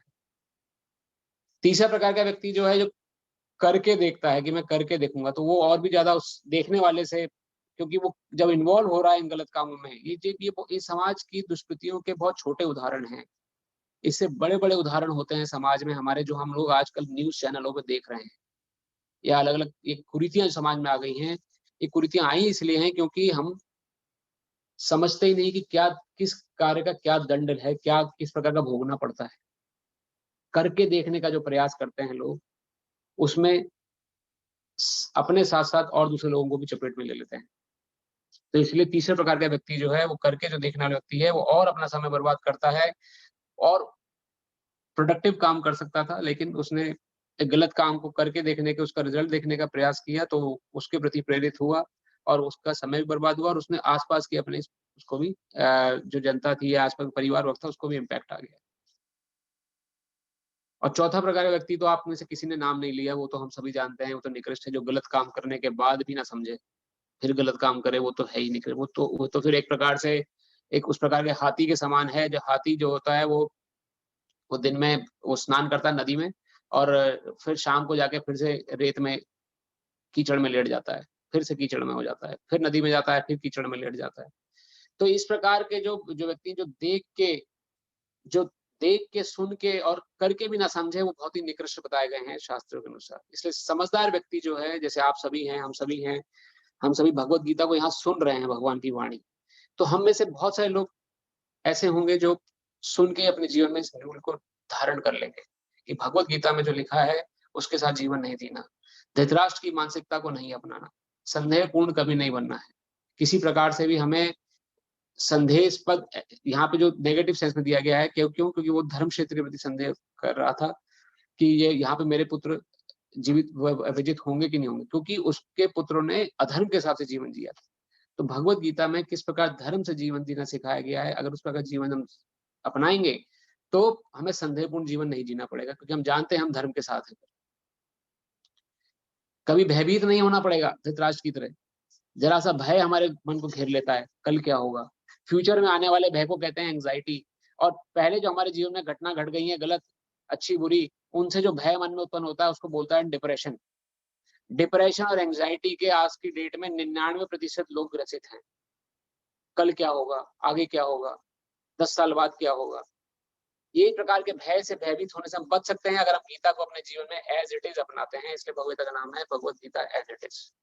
जो शास्त्रों में हम जो भगवत गीता का वर्णन यहाँ कर रहे हैं, आप यहाँ देखेंगे भगवत गीता की जो भगवत गीता बुक है, उसके ऊपर लिखा गया है भगवत गीता यथारूप। और पक्षपाती नहीं बनेंगे, वी कैन टेक रिस्पॉन्सिबिलिटी, हम रिस्पॉन्सिबल डिसीजन ले सकते हैं अगर भगवत गीता को अपने जीवन में अपनाते हैं, और धृतराष्ट्र के हिसाब से जीवन नहीं जीना पड़ेगा। लेकिन जो व्यक्ति सुन के भी ना समझे, वो व्यक्ति दुर्योधन की मानसिकता को प्राप्त होता है। जो दुर्योधन की मानसिकता है, जो हमने पढ़ी थी पिछले हफ्ते थोड़ा, कि अपने ही लोगों पे संदेह करता है वो और अपने ही डींगे मारता है। वो आज हम श्लोक में कुछ कवर करेंगे। तो यहाँ पर दुर्योधन को कई लोगों ने समझाया कि कि वो सब जो भी राज है वो पांडवों का भी है, उसको उनको भी शेयर करो आप। लेकिन दुर्योधन ने कहा कि मैं सुई के बराबर, नोक के बराबर स्थान भी उनको नहीं प्रदान करूंगा। भगवान कृष्ण यहाँ तक बोला कि राज मत दो, खाली 5 गांव दे दो एक एक पांडव को, क्योंकि वो राजा हैं, वो उनके अंदर क्षत्रिय गुण है, वो भिक्षा मांग के जीवन नहीं जी सकते। उनको 5 गांव दे दीजिए बस आप, एक एक, वो पूछेंगे भी नहीं आपको कि आपके राजा क्या कर रहे हैं। तब दुर्योधन कहा मैं सुई के बराबर, नोक के बराबर स्थान भी नहीं दूंगा। तब कुरुक्षेत्र के युद्ध में इकट्ठे हुए सब लोग। तो आज हम कुरुक्षेत्र के युद्ध में चल रहे हैं, और कुरुक्षेत्र के युद्ध में हमारे पास हमने सुना कि किस प्रकार जो पहला श्लोक में धृतराष्ट्र कहते हैं, जो हमने पिछले कक्षा में ले लिया था, धर्म क्षेत्रे कुरुक्षेत्रे समवेतायुत्सवा मांडव का पांडवश्चैव किम कुर्वता संजय। तो ये धृतराष्ट्र कह रहे हैं, संजय धर्मभूमि कुरुक्षेत्र में युद्ध में इच्छा से एकत्र हुए, मेरे तथा पांडु के पुत्रों ने क्या किया। देखिए यहाँ पे मेरे शब्द वो पर्टिकुलरली यूज कर रहे हैं क्योंकि वो पक्षपाती है, और प्रश्न कर रहे हैं क्योंकि संदेहपूर्ण है। तो पहला ही जो श्लोक है हमें बताता है कि इस प्रकार धृतराष्ट्र की मानसिकता क्या है। उसके उत्तर में संजय बोलते हैं, संजय वाचा दृष्टवा तु पांडवा का नीकम व्यूढ़म तदा संगम्य राजा वचनम ब्रवीत। संजय ने कहा, हे राजन, पांडु पुत्रों द्वारा सेना की व्यूहरचना देखकर राजा दुर्योधन अपने गुरु के पास गया और उसने शब्द कहे। तो वो फिर अपने गुरु द्रोणाचार्य के पास जाते हैं। जब देखा कि पांडवों ने भारी सेना इकट्ठा कर ली है, तो उसके मन में डाउट आ जाता है दुर्योधन की। तो हमने दुर्योधन की मानसिकता समझी थी कि दुर्योधन एक डाउटफुल व्यक्ति था, उसे अपने ही लोगों पे विश्वास नहीं था। वो पहले ही गया, और उसका इस दृष्टिकोण का कहाँ से खुलासा हुआ? तीसरे श्लोक से खुलासा हुआ था, जो हमने पिछले हफ्ते पढ़ा था। पश्यताम पांडुपुत्राणाम आचार्य महितिम चमुमा व्यूढ़ाम द्रुपद पुत्रेण तब शिष्येण धीमता। तो अपने गुरु के पास जाके वो क्या बोलता है दुर्योधन? हे आचार्य, पांडु पुत्रों की विशाल सेना को देखें, जिसे आपके बुद्धिमान शिष्य द्रुपद के पुत्र ने इतने कौशल से व्यवस्थित किया है। तो यहाँ पर दुर्योधन अपने ही गुरु पे संदेह कर रहा है कि आपसे जो शिक्षा मिली थी धृष्टद्युम्न को, धृष्टद्युम्न जो थे वो वास्तव में द्रौपदी के भाई थे। पांडवों की जो पत्नी हुई है द्रौपदी, उनके भाई थे धृष्टद्युम्न, और उनके पिता थे द्रुपद। द्रुपद और द्रोणाचार्य के बीच में अच्छे, हालांकि मित्र थे, लेकिन उनके अंदर अच्छे संबंध नहीं थे। तो धृष्टद्युम्न की जो उत्पत्ति करी थी द्रुपद जी के द्वारा, वो खाली विशेष रूप से एक ही उद्देश्य से करी गई थी कि धृष्टद्युम्न ही, उनके पुत्र जो होंगे द्रुपद के, वो द्रोणाचार्य का वध करेंगे। तो द्रोणाचार्य के वध के उद्देश्य से धृष्टद्युम्न उत्पन्न हुए थे। उसके बावजूद द्रोणाचार्य इतने विचारशील और इतने प्रकांड व्यक्ति थे और शिक्षक थे, ये जानते हुए कि इस व्यक्ति की जो उत्पत्ति हुई है मेरे वध के लिए हुई है, उन्होंने उनको समस्त प्रकार की शिक्षा दी थी जब गुरुकुल में उनके पास पढ़ने आए थे। तो अब वही व्यंग यहाँ पर दुर्योधन मार रहा है द्रोणाचार्य को कि आपने जिसको सेना उसकी शिक्षा प्रदान करी, आपके बुद्धिमान शिष्य द्रुपद के पुत्र ने इतने कौशल से आप ही के विरुद्ध आज सेना खड़ी कर दी है। आपने जिसको शिक्षा प्रदान करी, आपने आज उसी ने आपके विरुद्ध सेना खड़ी कर दी है। तो यहाँ पर दुर्योधन की मानसिकता पता लगती है कि अपने ही व्यक्तियों के प्रति वो संदेहास्पद है। वो जानता है कि द्रोणाचार्य भले ही उनकी तरफ से लड़ रहे हैं, दुर्योधन के पक्ष में लड़ रहे हैं, लेकिन जो उसकी मानसिकता थी डाउट करने की अपने ही सेनापति के प्रति, वो यहाँ पे प्रदर्शित हो रही है। तो यहाँ तक हमने धृतराष्ट्र और दुर्योधन दोनों की विचारधारा को समझा। धृतराष्ट्र पक्षपाती थे, भयभीत थे और संदेहपूर्ण थे। अगर हम अधर्म का साथ देंगे तो हमें तीनों गुण अपनाने पड़ेंगे कि मन में कहीं ना कहीं हमारे खटका होगा कि हमने गलत किया है, और अगर हम अपने ही परिवार या समुदाय के प्रति संदेह की विचारधारा रखेंगे तो दुर्योधन की भांति हमारा जीवन रहेगा। आज हम श्लोक नंबर 4 से पढ़ना प्रारंभ कर रहे हैं। तो पिछले हफ्ते मेरे पास ये लिंक नहीं था, मैं हमारे बहुत वरिष्ठ भक्त हैं रूपविलास प्रभु जी, उन्होंने मुझे लिंक दिया और उनके माध्यम से हमें ये लिंक मिल पाया है। तो आज हम भगवत गीता को हम श्लोक बाय श्लोक इसको हम पढ़ेंगे। उद्देश्य है 11वें श्लोक तक पहुंचना, क्योंकि जो पहला चैप्टर है हमारा वो 4 खंडों में विभाजित है। जैसा कि अभी कुछ नए लोग हमारे साथ जुड़े हैं तो मैं उनको थोड़ा सा ओवरव्यू दे देता हूँ। ये जो ऊपर की आप स्लाइड देख रहे हैं, ये पहला चैप्टर जो है उसमें पहला जो पहले श्लोक से लेके 11वें श्लोक का जो खंड है वो युद्ध की भूमिका ही है, बस खाली किस प्रकार से युद्ध में सब इकट्ठा हुए। दूसरा खंड जो है पहले चैप्टर का, उसमें भगवान श्री कृष्ण का मंगल मूर्ति रूप वर्णित हुआ है, किस प्रकार जिनके साथ भगवान कृष्ण होते हैं उनकी विजय निश्चित है। वो 12वें से 20वें श्लोक के बीच में हम पढ़ेंगे। 21वें से लेके 27वें श्लोक में भगवान किस प्रकार भक्तवत्सल हैं और अपने भक्त की हर प्रकार की सेवा करने के लिए तैयार रहते हैं, इसका वहां पे वर्णन हुआ है तीसरे खंड में पहले चैप्टर के। और पहले चैप्टर के चौथे खंड में जीवन में किस प्रकार से विविध प्रकार के कष्ट आते हैं मनुष्य के, और उन कष्टों के कारण किस प्रकार से वो हतोत्साहित हो जाता है और उसे एक सहारे की आवश्यकता पड़ती है, जिस प्रकार अर्जुन को पड़ी थी और भगवान ने उसका सहारा बन के उसको ज्ञान दिया था। तो 28वें से लेकर 46वां श्लोक जो है वो इस चैप्टर 1 का उस पे प्रकाश पड़ेगा। तो आज हम पहले श्लोक से 11वें श्लोक जो पहला है युद्ध की भूमिका पढ़ने का प्रयास करेंगे, जो कि हम 3 श्लोक पढ़ चुके हैं और आज हम चौथे श्लोक से इसका प्रारंभ कर रहे हैं, जो कि युद्ध की भूमिका है। युद्ध की भूमिका अभी 11वें श्लोक तक रहेगी। तो ये भगवान की वाणी है भगवत गीता, और मेरी आपसे प्रार्थना है कि इस वाणी का रसपान खाली मैं ही ना करूं, इस वाणी का रसपान आप भी करें। तो एक एक श्लोक हम लेंगे और मेरी प्रार्थना रहेगी कि आप में से कोई अर्थ उसका पढ़े, ताकि इस या कोई अगर श्लोक भी पढ़ना चाहे तो श्लोक भी पढ़ सकता है। आपको मन में अगर श्लोक पढ़ने की इच्छा है तो मुझे आप बता दें, तो हम श्लोक अगर आप श्लोक पढ़ के फिर अर्थ पढ़ना चाहेंगे, या श्लोक हम ले लेंगे अर्थ आप पढ़ लें, जैसा भी आप करने लगे। मेरा उद्देश्य बस ये है कि भगवान की वाणी, जो भगवान ने 5000 साल पहले जो शब्द बोले, उन शब्दों को बोलने का सौभाग्य हम सभी को प्राप्त हो। मैं श्लोक बोल दूं प्रभु जी? हाँ जी प्रभु जी, चलिए आपसे प्रारंभ करते हैं जनक प्रभु जी। चौथा श्लोक हाँ, आप बोलिए। 4 श्लोक नंबर 4। श्लोक नंबर 4। हाँ, अत्र सूरा महेश्वासा वेमर्जुन समायुति युयुधानो विराटस्व तस्व द्रुपदस्व महारथ। धन्यवाद प्रभु जी, अर्थ भी पढ़ दिए प्रभु जी। हाँ, इस सेना में भीम तथा अर्जुन के समान युद्ध करने वाले अनेक वीर धनुर्धर है, यथा महारथी युयुधान, विराट तथा द्रुपद। इसका तात्पर्य है, यद्यपि युद्ध कला में द्रोणाचार्य की महान शक्ति के समक्ष धृष्टद्युम्न महत्वपूर्ण बाधक नहीं था, किंतु ऐसे अनेक योद्धा थे जिनसे भय था। दुर्योधन इन्हें विजयी पथ में अत्यंत बाधक बताता है, क्योंकि इनमें से प्रत्येक योद्धा भीम तथा अर्जुन के समान दुर्जय था। उसे भीम तथा अर्जुन के बल का ज्ञान था, इसलिए वो अन्यों की तुलना इन दोनों से करता है। संपूर्ण। धन्यवाद प्रभु जी भगवत। तो इस श्लोक में हमें पता लगता है दुर्योधन की दूसरी मानसिकता की अपनी डींगे मारना। जिस प्रकार किसी व्यक्ति को अपनी ही डींगे मारने का अनुभव होता है, हम लोग अनुभव करते हैं जीवन में, तो यहाँ दुर्योधन इस प्रकार की, दुर्योधन के अंदर 2 मानसिकता का वर्णन मिलता है। एक तो वह है कि वह अपने ही गुरु पे संदेह कर रहा था, जो तीसरे श्लोक में हमने पढ़ा कि अपने ही गुरु पे वो संदेह कर रहा है, भले उनके साथ खड़े हैं लेकिन उसे विश्वास नहीं है कि ये उसके लिए पूर्ण रूप से लड़ पाएंगे कि नहीं।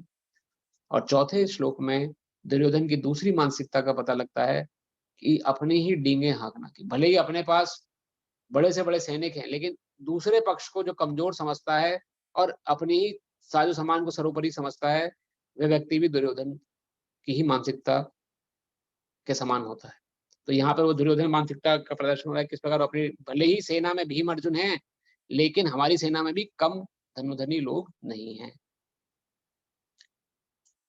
श्लोक नंबर 5 कौन वॉलंटियर करना चाहेंगे? अगर कोई नहीं तो फिर मैं पढ़ता हूँ। Ajay Prabhu ji, do you like to volunteer? मैं हिंदी वाला ठीक है प्रभु जी, मैं श्लोक पढ़ता हूँ फिर। धृष्टकेतुश्चिकेताना काशीराजश्च वीर्यवाना पुरुजित कुंती भोजश्च शैब्यश्च नरपुंगवः। पढ़िए प्रभु। इनके साथ ही धृष्टकेतु, चेकितान, काशीराज, पुरुजित, कुंती भोज तथा शैब्य जैसे महान शक्तिशाली योद्धा भी हैं। तो यहाँ वो अपने ही धनुधनों को जो के साथ सेना में उपस्थित हुए हैं उनके नाम गिना रहा है। धृष्टकेतु, चेकितान, काशीराज, पुरोजित, कुंती भोज तथा शैब्य, ये इतने बलवान राजा थे कि इनकी तुलना दुर्योधन ने भीम और अर्जुन से करी है। अर्जुन भीम को दुर्योधन को भीम पसंद नहीं था कतई, क्योंकि उसे पता था कि अगर मेरा वध होना होगा तो भीम के द्वारा ही होगा और कोई मुझे नहीं मार सकता। ये दुर्योधन के अंदर मन में कहीं पर था और वो भीम के बल को जानता था, किस प्रकार का उसका बल है। उसी प्रकार के बलवान व्यक्तियों का यहाँ वर्णन वो कर रहा है कि भले ही भीम और अर्जुन जैसे योद्धा दूसरे पक्ष में हैं, लेकिन मेरे पक्ष में धृष्टकेतु, चेकितान, काशीराज, पुरोजित, कुंती भोज तथा शैब्य जैसे महान शक्तिशाली योद्धा हैं। तो वो अपने को ढांढस बंधा रहा है। श्लोक नंबर 6। प्रभु जी मैं पढ़ूं? जी माता जी पढ़िए। युधमन्यस्सु च विक्रांत उत्तमौजस वीर्यवान् सौभद्रो द्रौपद्यश्च सर्व एव महारथः। अर्थ भी पढ़ दीजिए माता जी। पराक्रमी युधामन्यु अत्यंत शक्तिशाली उत्तमौजा सुभद्रा का पुत्र तथा द्रौपदी के पुत्र, ये सभी महारथी हैं। तो यहाँ पर वो वर्णन आ रहा है किस प्रकार अलग अलग जो सेनानी इकट्ठा हुए हैं युद्ध करने के लिए दोनों पक्षों में, उनका वर्णन यहाँ पर हो रहा है। श्लोक नंबर 7 कोई पढ़ना चाहेगा? चलिए मैं श्लोक पढ़ता हूँ। जी पढ़िए प्रभु पढ़िए। अस्माक तु विशिष्टा ये तात्रिबोधे द्विजोतम नायकामं सैन्यस्म संज्ञार्थ ताम्रविमिते। अभी इसका अर्थ पे जाता हूँ जी। किंतु हे ब्राह्मण श्रेष्ठ, आपकी सूचना के लिए मैं अपनी सेना के उन नायकों के विषय में बताना चाहूंगा जो मेरी सेना को संचालित करने में विशेष रूप से निपुण है। धन्यवाद प्रभु जी। अब वो अपनी सेना का गुणगान करने जा रहा है। अभी तक उसने पांडवों की सेना के पक्ष में उसने देखा, अब वो अपनी सेना का वर्णन यहाँ पे दुर्योधन करेगा। 8वां श्लोक।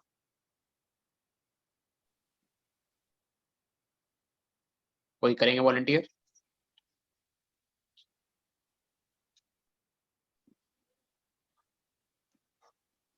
चलिए मैं पढ़ता हूँ। भवान् भीष्मश्च कर्णश्च कृपश्च समितिञ्जया अश्वत्थामा विकर्णश्च सौमदत्तिस्थैव च। मेरी सेना में स्वयं आप भीष्म, कर्ण, कृपाचार्य, अश्वत्थामा, विकर्ण तथा सोमदत्त का पुत्र भूरिश्रवा आदि हैं, ये युद्ध में सदैव विजयी रहे हैं। तो एक्चुअल में यहाँ से उसने अपनी सेना का वर्णन करना शुरू किया है। क्षमा करिएगा, पहले मैंने शायद 2-3 श्लोक पहले उसमें वर्णन किया था, लेकिन यहाँ से अर्जुन जो है, दुर्योधन जो है, अपनी सेना का डीन मानना या बड़ाई करना शुरू कर रहा है। परपट में श्री प्रभु बताते हैं, दुर्योधन उन अद्वितीय युद्ध वीरों का उल्लेख करता है जो सदैव विजयी होते रहे हैं। विकर्ण दुर्योधन का भाई है, अश्वत्थामा द्रोणाचार्य का पुत्र है और सोमदत्ती या भूरिश्रवा बहिलकों के राजा का पुत्र है। कर्ण अर्जुन का आधा भाई है, क्योंकि वह कुंती के गर्भ से राजा पांडु के साथ विवाहित होने के पूर्व उत्पन्न हुआ था। कृपाचार्य की जुड़वा बहन द्रोणाचार्य को ब्याही थी। तो हम कुछ ऐसे, ये लोग जो यहाँ पे इनका नाम वर्णन हो रहा है, कई लोगों ने महाभारत देखी होगी टीवी में, कई साल पहले टेलीकास्ट हुई थी, अभी भी ऑनलाइन अवेलेबल है। तो ये सब कैरेक्टर वहां वर्णन मिलता है। कृपाचार्य हैं, द्रोणाचार्य हैं, कर्ण हैं, अश्वत्थामा, तो ये प्रमुख पात्र हैं महाभारत के। और कर्ण जो है वो पांडवों में से एक थे, लेकिन कुंती माता ने जो अपनी शक्ति परीक्षण, उनको कुंती माता को आशीर्वाद मिला था देवताओं के माध्यम से कि वो किसी भी देवता का आह्वान करके उन्हीं के समान पुत्र उत्पन्न कर सकती है। तो इस बात की उनको विश्वास नहीं था, तो उस विश्वास की पुष्टि करने के लिए विवाह से पूर्व उन्होंने सूर्य देव का आह्वान किया और सूर्य देव से प्रार्थना करी कि मुझे आपके समान पुत्र क्या प्राप्त हो सकता है। तो सूर्य देव ने आशीर्वाद रूप में उनको सूर्यपुत्र कर्ण, जो कर्ण का वहां पर पैदा हुए। अब उनकी विवाह नहीं हुआ था, तो उनको लगा कि अब इस बच्चे को मैं क्या लोगों को कैसे जवाब दूंगी, कहाँ से आया है बच्चा। तो उन्होंने उनको नदी में बहा दिया और वहां पे एक भील के एक परिवार ने उनको अपनाया और वहां से उनकी परवरिश हुई। तो ये कर्ण की जो जीवन गाथा है वो महाभारत में और डिटेल में वर्णन है, लेकिन वो इस प्रकार से कुंती जी के ही पुत्र थे। उनके बाद फिर कुंती जी के 3 पुत्र हुए, कि युधिष्ठिर और बड़े भाई थे, और भीम थे मझले भाई, और अर्जुन थे तीसरे नंबर पर। और पांडु जी जो उनके पति थे कुंती के, उनकी दूसरी पत्नी थी माद्री, उनसे उनके 2 पुत्र हुए, नकुल और सहदेव। लेकिन पांडु और माद्री की असामयिक मृत्यु के कारण कुंती माता ने ही 5 पुत्रों की परवरिश करी। तो 5 पांडव कहलाते हैं, क्योंकि पहले जो नाम होते थे बालकों के, उनके गुणों के आधार पर होते थे या उनका मीनिंग होता था।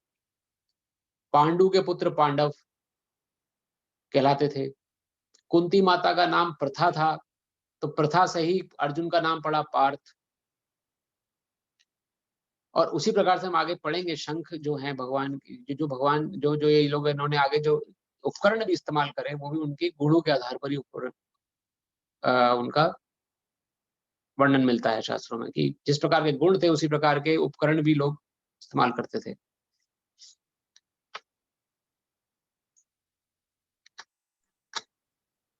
हम 2 श्लोक और कवर कर लेते हैं।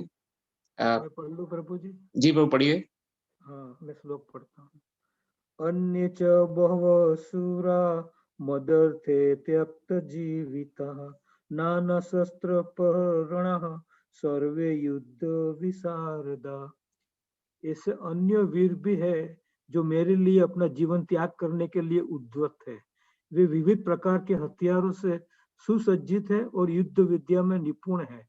जहाँ तक अन्यों का यथा जयद्रथ, कृतवर्मा तथा शल्य का संबंध है, वे सब दुर्योधन के लिए अपने प्राणों की आहुति देने के लिए तैयार रहते थे।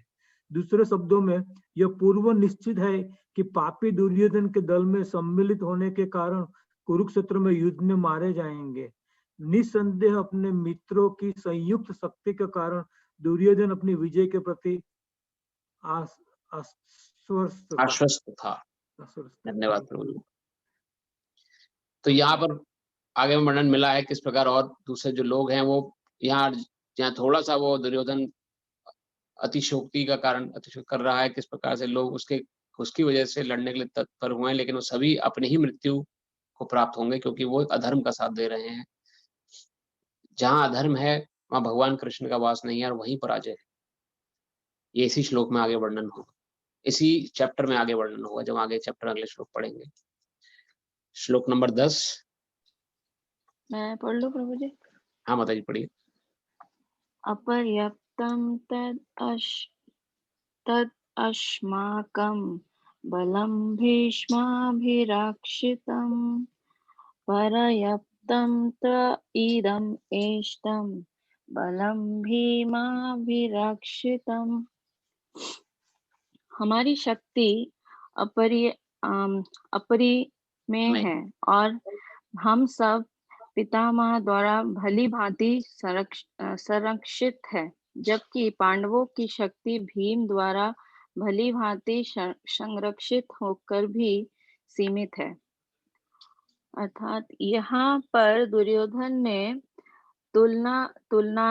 तुलनात्मक शक्ति का अनुमान प्रस्तुत किया है। वह सोचता है कि अत्यंत अनुभवी सेना नायक भीष्म पितामह के द्वारा विशेष रूप से संरक्षित होने के कारण उसकी शस्त्र सेनाओं की शक्ति अपरिमेय है। दूसरी ओर पांडवों की सेनाएं सीमित हैं, क्योंकि उनकी सुरक्षा एक कम अनुभवी नायक भीम द्वारा की जा रही है, जो भीष्म की तुलना में नगण्य है।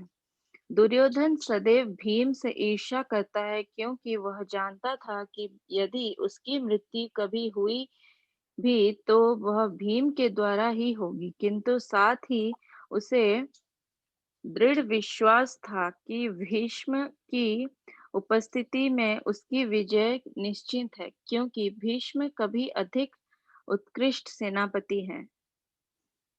वह युद्ध में विजयी होगा, यह उसका दृढ़ निश्चय था। धन्यवाद माता जी, बहुत बहुत। तो यहाँ देखिए वर्णन आ रहा है किस प्रकार से दुर्योधन बहुत ही ज्यादा जिस प्रकार के जो व्यक्ति होते हैं जो अपने ही बढ़ चढ़ के आगे बढ़ते हैं और दूसरों को एकदम नगण्य समझते हैं, इस प्रकार से सोच रहा है कि भीष्म भले ही भीम जो है वो वास्तव में भीष्म पितामह के मुकाबले एक कम एक्सपीरियंस होल्डर है, जो कि उसको ज्यादा नहीं पता है कैसे युद्ध किया जाए, लेकिन हमारी सेना में भीष्म पितामह है तो हमारी विजय निश्चित है। ऐसा विचार रख के दुर्योधन भीम और अन्य पांडवों की शक्ति को कम आंक रहा है, यहाँ पर वर्णन मिलता है इसका। तो इस पहले खंड का जो आखिरी श्लोक है उसको लेते हैं, इसको मैं पढ़ लेता हूँ। अयनेषु च सर्वेषु यथा भागं व्यस्थितः भीष्मेवाभिरक्षन्तु भवन्तः सर्व एव हि। अतएव सैन्य व्यूह में अपने अपने मोर्चों पर खड़े रहकर आप सभी भीष्म पितामह को पूरी पूरी सहायता दें। तो यहाँ पर अर्जुन जो है, यहाँ पर दुर्योधन जो है, पर्वत थोड़ा सा इसका बड़ा है, एक उसको मैं आपको संक्षिप्त बताने का प्रयास करता हूँ। यहाँ जब दुर्योधन ने देखा कि मैं सिर्फ भीष्म पितामह, द्रोणाचार्य, कृतवर्मा इन सब की बड़ाई कर रहा हूँ, कहीं ऐसा ना हो कि बाकी लोग अपने को अंडर एस्टिमेट समझ लें कि ऐसा ना हो कि हम तो कुछ है ही नहीं, इसका मतलब ये तो सिर्फ इन्हीं लोगों के नाम गिना रहा है, तो उन लोगों को ऐसा बुरा ना लगे। तो यहाँ थोड़ी चतुराई दिखाते हुए दुर्योधन ने क्या किया, उनको बोला कि आप भी कृपा पूर्वक आप इनको प्रोटेक्शन दीजिए, ये लोग जो हैं, क्योंकि आपकी शक्ति के बिना ये कुछ नहीं कर पाएंगे। तो एक तरह का डिप्लोमेटिक उसका व्यवहार है यहाँ पर दुर्योधन का, और वो दोनों तरीके से अपनी एक तरीके से तो वो सर्वप्रथम तो उसने संदेह जाहिर किया अपनी सेना के लिए, अपने ही गुरु द्रोण के प्रति उसने संदेश पत्र कि आपने देखो कैसी व्यूह रचना करी है और आप ही के शिष्य ने पांडवों के पक्ष में कितनी अच्छी सी व्यूह रचना करी है। फिर उसने कुछ प्रमुख सेनापतियों, उप सेनापतियों के नाम गिनाए। ये सब कर चुकने के बाद उसको ये लगा कि ऐसा ना हो कि बाकी लोग हतोत्साहित हो जाएं, तो यहाँ वो वाक्य कह रहा है कि आप कृपा करके भीष्म पितामह को पूरी पूरी सहायता दें, क्योंकि ये जब तक हैं तब तक पांडवों की विजय निश्चित नहीं है। तो 11वें श्लोक के साथ हमारा पहला खंड जो है प्रथम चैप्टर का वो समाप्त होता है। अगले हफ्ते हम दूसरा खंड उठाएंगे, जो कि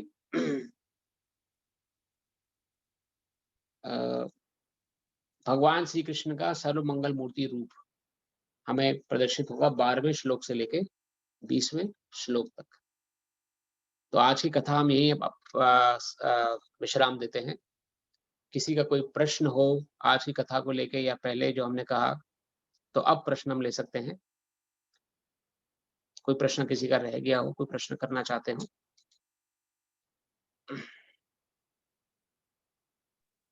प्रभु जी, जब जब अधर्म होता है तो भगवान नहीं होते हैं और भगवान होते हैं? होते हैं प्रभु जी। जब अधर्म होता है तब तक भगवान, वास्तव में भगवान हर समय व्यक्ति प्रस्तुत हैं। और यही भगवत गीता में भगवान ने कहा कि जब जब अधर्म होगा तब भगवान की उत्पत्ति होती है, भगवान की प्रतिनिधित्व करने वाला भगवान का कोई संसार में जन्म लेता है। जैसे कि श्रील प्रभुपाद भगवान के सच्चे प्रतिनिधि के रूप में आए और उनके माध्यम से जो ज्ञान हमें आज हम सुन पा रहे हैं, बोल पा रहे हैं, हमने समझा या आप लोग समझेंगे या कोई और आप समझ चुके हैं, कई बढ़ के भी सब श्रील प्रभुपाद की कृपा के कारण हुआ है। और उनके विचारधारा से जो ये संघ चला है, अंतर्राष्ट्रीय कृष्ण भावना संघ के माध्यम से हमें ये ज्ञान मिला है। तो आपका प्रश्न उसमें निहित है प्रभु? कुछ डाउट है? जरूर जरूर, थैंक यू। हरे कृष्ण। कई बार मन में प्रश्न आता है कि अभी भी कितना अधर्म हो रहा है, क्या इस समय भगवान क्यों नहीं अवतार ले रहे? अभी तो भगवान को अवतार लेना चाहिए। तो इसका वर्णन ये मिलता है, भगवान का जन्म हो चुका है इस समय भी। क्या आप जानते हैं भगवान का जन्म? कोई बता सकता है भगवान का जन्म क्या हुआ है? भगवान इस समय जन्म ले चुके हैं संसार में। आप घबराइएगा मत, कोई ऐसा ना हो कि आप समझे कि पता नहीं क्या बोल रहे हैं। जी प्रभु बताइए। हमें नहीं पता, इसलिए जस्ट हम सुनना चाह रहे हैं कि मतलब आप किसकी बात कर रहे हैं। जी, कोई जानता है इनमें से हमारे साथ जुड़े हैं? भगवान का जन्म हो चुका है साक्षात। भगवान अवतार लेके आते हैं ने। अब भगवान का अवतार इस युग का हो चुका है प्रभु जी, और हमारे बीच में ही। प्रभु चलिए मैं प्रभुपाद बताता हूँ ज्यादा मतलब उसमें न पढ़ते हुए। दीपिका माता जी कह रही हैं कल की अवतार। कल की अवतार का जन्म तो माता जी अभी बहुत समय पड़ा है। 4,32,000 साल कलयुग की उम्र है, और खाली 5,000 साल ही बीते हैं अभी। तो 4,27,000 साल बाद कल्कि का अवतार वर्णन है शास्त्रों में। तो भगवान का जो अवतार का वर्णन मैं कर रहा हूँ, उसका वर्णन मिलता है शास्त्रों में, कली कालेन नाम रूपेण कृष्ण अवतार। कली काल में नाम के रूप में कृष्ण का अवतार हो चुका है। जो कृष्ण नाम हम जप करते हैं, हरे कृष्णा कृष्ण कृष्णा हरे हरे, हरे राम राम राम हरे हरे। इस मंत्र में 16 शब्द आए हैं, जो कि 3 प्रमुख शब्दों से मिलकर बना है, हरे कृष्ण और राम। कृष्ण और कृष्ण के नाम में कोई अंतर नहीं। शास्त्र उसके वर्णन करता है कि अगर आप कृष्ण बोल रहे हैं तो आपको वही फल मिल रहा है जो साक्षात कृष्ण के सामने प्रकट होके उनसे फेस टू फेस बात करने में फल मिलता है। इस संसार का कोई भी नाम आप उठा लीजिए, वो उतना पूर्ण नहीं है। जैसे पानी है, किसी को प्यास लग रही है, कोई पानी पानी पानी पानी बोले तो उसकी प्यास नहीं बुझेगी, उसे पानी पीना पड़ेगा। लेकिन कृष्ण नाम इतना शक्तिशाली है कि अगर आप कृष्ण कृष्ण कृष्ण बोलते हैं तो जीवन में आने वाले समस्त प्रकार के कष्ट दूर हो सकते हैं, ये शास्त्र बताता है। तो हम सभी जो इकट्ठा हुए, हम प्राचीन अपनी अपनी पहली कक्षा से प्रार्थना करते आ रहे हैं कि अपने जीवन में आप इस हरे कृष्ण महामंत्र को अपनाइए, और हरे कृष्ण महामंत्र का जप नियमित रूप से 5 मिनट 10 मिनट अपने समय अनुसार आप करिए अपने घर में। इस मंत्र का अपना विशेष महत्व, इससे कोई मटेरियल मुनाफा नहीं होगा आपको कि आपको बहुत पैसा मिल जाएगा या बहुत, इससे आपकी समस्याएं जड़ से समाप्त हो जाएंगी। जो समस्या हमारे जीवन में आ रही है कर्मों के कारण, गलत कर्मों के कारण, या जो भी हमसे कर्म हुए, उन कर्मों को काटने का काम करता है हरे कृष्ण महामंत्र। और जब कर्म कट जाएंगे तो समस्याएं भी कट जाएंगी। भगवान के नाम में इतनी शक्ति है, इसलिए इस मंत्र को याद रखिए। भगवान का जन्म हो चुका है इस युग में, नाम के रूप में भगवान ने अवतरित लिया है, इसलिए संकीर्तन यज्ञ प्रमुख बताया गया है। संकीर्तन कीर्तन करिए भगवान के नाम का, जब भी आपको समय मिले परिवार के साथ सब लोग मिलके, जब समय मिले आपको परिवार में अपने भगवान के नाम का हरे कृष्ण महामंत्र का कीर्तन कर सकते हैं। 16 बार करना ऐसा नियम नहीं है ने प्रभु जी।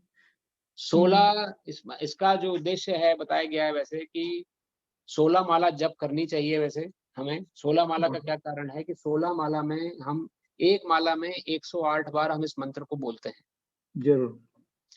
और एक बार बोलने में हम 16 बार शब्दों, इन 16 शब्दों का वर्णन आता है। हरे कृष्ण कृष्ण कृष्ण हरे हरे, हरे राम राम राम हरे हरे।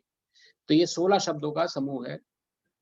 ये जब 16 गुणा 108 करेंगे आप, तब एक माला होती है।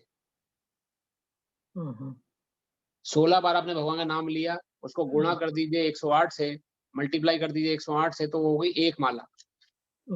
ऐसी जब आप 16 माला करते हैं, यानी कि 16 टाइम्स 108 टाइम्स 16, उतनी बार दिन में हम सांस लेते हैं। उसकी कैलकुलेशन हुई है। तो अगर हम 16 माला जप करते हैं तो हर सांस पे भगवान का नाम लेने के बराबर होता है। फिर इसलिए 16 शब्दों का महत्व बताया गया है, 16 माला का महत्व बताया गया। लेकिन अगर आपके पास समय का अभाव है, आप अपने काम काज में, बिजनेस में, परिवार में बिजी हैं, तो 16 माला नहीं कर सकते हैं किन्हीं कारणों से, तो एक माला तो जरूर करिए। और हम जब ड्राई करते हैं तो हम करते हैं तो वो काउंट होता है। बिल्कुल काउंट होता है। तो आप भगवान का संग से वंचित रह जाते हैं जब आप भगवान के माला नहीं करते, क्योंकि भगवान का नाम और भगवान स्वयं में कोई अंतर नहीं है इस कलयुग में। अगर आप कलयुग में हम लोग का जीवन जन्म हुआ है तो भगवान के नाम का सहारा हम सभी को लेना है, तभी हमारे कष्ट दूर हो सकते हैं। नहीं तो हमारे कष्ट किसी कारण दूर नहीं हो सकते और हमेशा हम कंफ्यूजन में ही रहेंगे कि हमें दुख क्यों आता है, हमें परेशानी क्यों आती है, हम कैसे परेशानी से दूर हो सकते हैं। और ये सोचते सोचते ही शरीर चला जाएगा और कुछ हाथ नहीं लगेगा। शायद अभी कोरोना वायरस चल रहा है तो बहुत ये रियलाइज हो रहा है। ऐसी समस्याएं हैं। अभी आज कोरोना है, कल भी रोना आएगा, रोना कितने इसके अंत में रोना लिखा है। संसार में आगे कोरोना में भी रोना बढ़ा है, आगे कितने सारे संसार में दुखों में भगवद गीता वर्णन आता है संसार के बारे में कि महामुपेत्ता पुनर्जन्म दुखाल्यम अशाश्वतम, स्वयं कृष्ण कह रहे हैं कि संसार दुखों का घर है। इसमें कृष्ण का सहारा लिए बिना जीवन जीना अर्थात ऐसे कि जैसे कि हम परेशानी के बीच में रह रहे हैं। तो आप सभी से मेरी प्रार्थना यही है कि आप समय अनुसार जो भी आपको समय मिले इस महामंत्र को अपनाएं।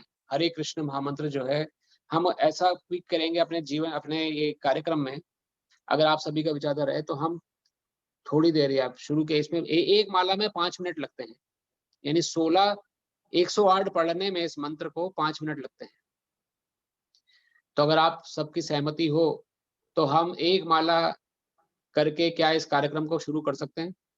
बहुत अच्छा आइडिया है, मैं तो मुझे पसंद या है। तो शुरू में कर लें या आखिरी में कर लें, जो भी आपको समय ठीक लगे। शुरू करके पहले और किन्हीं के विचार? जनक प्रभु जी तो कह रहे हैं शुरू में करने के लिए। शुरू में ही कर लीजिए प्रभु जी, फिर अंत में जैसे प्रश्न उत्तर रहता है, सबकी जिज्ञासाएं रहती है, तो टाइम का भी अभाव रहता है। और एक चीज मैं ये पूछना चाह रहा था, जब हम डेली रूटीन में अगर ये करना चाहें तो ऐसा जरूरी नहीं है कि हमको भगवान के जो एक मंदिर होता है या हर घर में एक स्थान होता है वहीं उनके सामने ही हम जाप करें। हम सोते उठते किसी भी टाइम हम जाप कर सकते हैं। जी प्रभु जी, आप जब भी आपको समय मिले, जिस परिस्थिति में हो, जैसे भी हो, आप इस मंत्र का जप कर सकते हैं। और इस मंत्र के साथ कोई नियम नहीं है, किसी प्रकार का कोई क्योंकि स्वयं कृष्ण है और हम कृष्ण की संतान है। अपने पिता के साथ जुड़ने में कोई प्रकार का नियम नहीं है। तो लेकिन जब आप नियम से करने लगेंगे तो आपको खुद ही मन में इच्छा होगी कि मैं सिक्योर्ड प्लेस में थोड़ा अच्छे से बैठ के इसको जप करूं। जैसे अभी क्या, जब हमने शुरू किया था जप करना आज से 20 साल पहले, 30 साल पहले, तो हम कॉलेज में पढ़ते थे, पढ़ते-पढ़ते बुक पढ़ रहे हैं, माला भी कोई माला भी करनी वो मन में रहता था। या कई बार चलते-चलते माला करते थे। कई बार नहा के सुबह उठे नहीं, स्नान नहीं किया और माला करनी है, माला का जुनून था मन में करना है माला, तो माला करने बैठ जाते थे। भगवान के नाम जप करते थे। तो लेकिन धीरे-धीरे फिर क्या हुआ कि समझ आई, धीरे समझ में आया कि नहीं, भगवान का नाम जप कर रहे हैं, हम भगवान का आह्वान कर रहे हैं और खुद ऐसी स्थिति में बैठे, तो वो वैसा रहता है। लेकिन इसका कोई नियम नहीं है प्रभु जी। आप कैसे भी जब भी आपको समय मिल जाए, कहीं ऑफिस जा रहे हैं तो जप करते चले जाइए, भजन सुन लीजिए हरे कृष्ण महामंत्र का, कानों से हरे कृष्ण महामंत्र जोर-जोर से उच्चारण। इसका जो नियम है, बस एक ही नियम है कि जब भी आप माला करें तो थोड़ा जोर से करें, जिससे कि क्या होगा कि आस-पास जो आपके घर में जीव-जंतु प्राणी हैं, अलग-अलग हैं, उनके उनके जो कर्ण में जब ये मंत्र जाएगा तो उनका भी कल्याण है। आपके परिवार में कोई माला नहीं कर रहा है, आप माला कर रहे हैं, तो उनके जो सुन भी रहे हैं भगवान का नाम, तो सुनने से भी उनको उतना ही लाभ मिल रहा है जितना आपको बोलने से लाभ मिल रहा है। भगवान के नाम की शक्ति इसलिए। तो जैसी परिस्थिति हो वैसा करिए, आप जब करिए, लेकिन करिए ज़रूर, क्योंकि यही दवाई है इस युग की। इस युग में जो हम सभी जीवन जी रहे हैं, इस युग की दवाई यही है। जब तक दवाई नहीं लेंगे तब तक ये दोष और ये कर्म नहीं कटेंगे, और कर्म नहीं कटेंगे तो दुःख अलग-अलग रूप में आते रहेंगे हमारे सामने।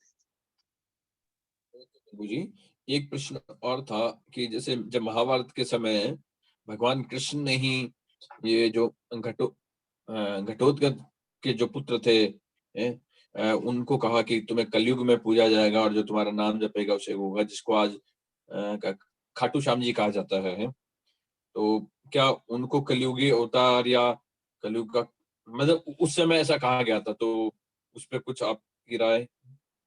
जी, ये घटोत्कच के पुत्र नहीं थे प्रभु जी, वो एक्चुअली क्या थे, वो स्वयं जो हमारे जो भगवान कृष्ण के जो इनके अंदर इतनी शक्ति थी, स्वयं इनका नाम था, इनका नाम मैं अभी भूल रहा हूँ। प्राणधारी कहते हैं उनको, परीक्षित नहीं, मैं भी नहीं नाम परीक्षित भूल रहा नहीं हूँ। था बोली, मैं इनका जस्ट थोड़ा सा इनका नाम भूल रहा, लेकिन हाँ इनके अंदर इतनी शक्ति थी, इनकी माँ ने स्वयं शक्ति भरी थी कि आप जहाँ भी सेना जो है, जो जहाँ कमजोर पड़ रही है सेना, उसके पक्ष में आप लड़ाई लड़ लेना जाके, कुरुक्षेत्र के युद्ध प्रभु जी में। बर्बरीक नाम था उनका। धन्यवाद प्रभु, या बर्बरीक, बर्बरीक नाम था उनका, बहुत बहुत धन्यवाद पद्मश्री प्रभु। तो बर्बरीक जो थे उनका लालन पालन उनकी माँ ने जब किया, तो उनको इतनी प्रगाढ़ शिक्षा प्रदान करी कि खाली 3 बाण लेके चले थे वो युद्ध करने, और उन्होंने बोला कि उनकी माँ से पूछे निकले थे कि मैं किस पक्ष में लड़ाई करूंगा। तो उन्होंने बोला कि जिस पक्ष का पलड़ा हल्का पड़ रहा हो, कोई हार रही हो सेना, उस पक्ष में लड़ लेना जाके। तो भगवान कृष्ण तो घट के वासी हैं, उन्होंने देखा कि ये तो बड़ा शक्तिशाली सैनिक है, मतलब व्यक्ति है, और पांडवों को के सामने अगर आ गया, तो पांडवों का तो निश्चित तो धर्म का युद्ध चल रहा है, और पांडव निश्चित रूप से विजयी होंगे, तो ये कौरवों की तरफ ना मिल जाए, कौरवों की तरफ ना जाए। तो भगवान ने उसकी फिर बीच में परीक्षा ली थी, और उसको फिर आशीर्वाद दिया था कि तुम युद्ध का पूरा व्यू देखोगे, पूरा युद्ध जो घटना घट रही है। हालांकि उसका अपने चक्र से उन्होंने जो धड़ अलग किया था भगवान ने, इस महाभारत में वर्णन कथा मिलती है डिटेल में, और उसको बोला था कि तुम पूरा युद्ध का अवलोकन करोगे, और बाद में कलयुग में तुम्हें आशीर्वाद देता हूँ कि तुम मेरे ही रूप के रूप में प्रसिद्ध हो गए, खाटू श्याम के। तो भगवान द्वारा आशीर्वाद प्राप्त व्यक्ति है बर्बरीक। युद्ध जब समाप्त हुआ तो सभी पांडव लोग इनके पास गए थे पूछने के लिए भगवान, तो सबने तो एक बार क्या हुआ कि अर्जुन जी और युद्ध समाप्त होने पर अर्जुन और भीम में थोड़ी सी वो हो गई प्रतिस्पर्धा, जैसे कि युद्ध में कौन सबसे ज्यादा शक्तिशाली सिद्ध हुआ था। तो अर्जुन ने बोला कि मैं ही शक्तिशाली था, मैंने कितने बड़े योद्धाओं को मारा। भीम ने बोला नहीं, मैं ही था, मेरी वजह से युद्ध जीता गया। तो भगवान कृष्ण ने बोला चलिए हम चलते हैं किसी के पास जिसने युद्ध को अपनी आंखों से देखा है, वो बताएगा कि कौन शक्तिशाली रहा है। तो ये सभी लोग जो थे पांडव और भगवान कृष्ण स्वयं बर्बरीक के पास गए, जो युद्ध देख रहे थे अपनी आंखों से। तो उन्होंने उस समय इस प्रश्न का उत्तर यही दिया कि ना तो पांडव शक्तिशाली थे, ना पांडवों में से कोई शक्तिशाली था, ना कौरव ही लड़ाई कर थे। मैं सभी ओर बस भगवान कृष्ण का सुदर्शन चक्र चलता हुआ देख रहा था। तो ये युद्ध जो हुआ, इसमें सब लोग सिर्फ निमित्त बने हैं। इसका अर्थ ये था कि जो सभी लोगों ने जो युद्ध लड़ा है, वो ये ना समझे कि उनकी वजह से युद्ध जीता गया। वास्तव में भगवान कृष्ण उपस्थित थे और उनकी कृपा के कारण युद्ध जीता गया है और धर्म के पक्ष में विजय हुई है। तो उन्हीं बर्बरी को आशीर्वाद मिला कि कलयुग में वो खाटू श्याम से प्रसिद्ध होंगे। धन्यवाद।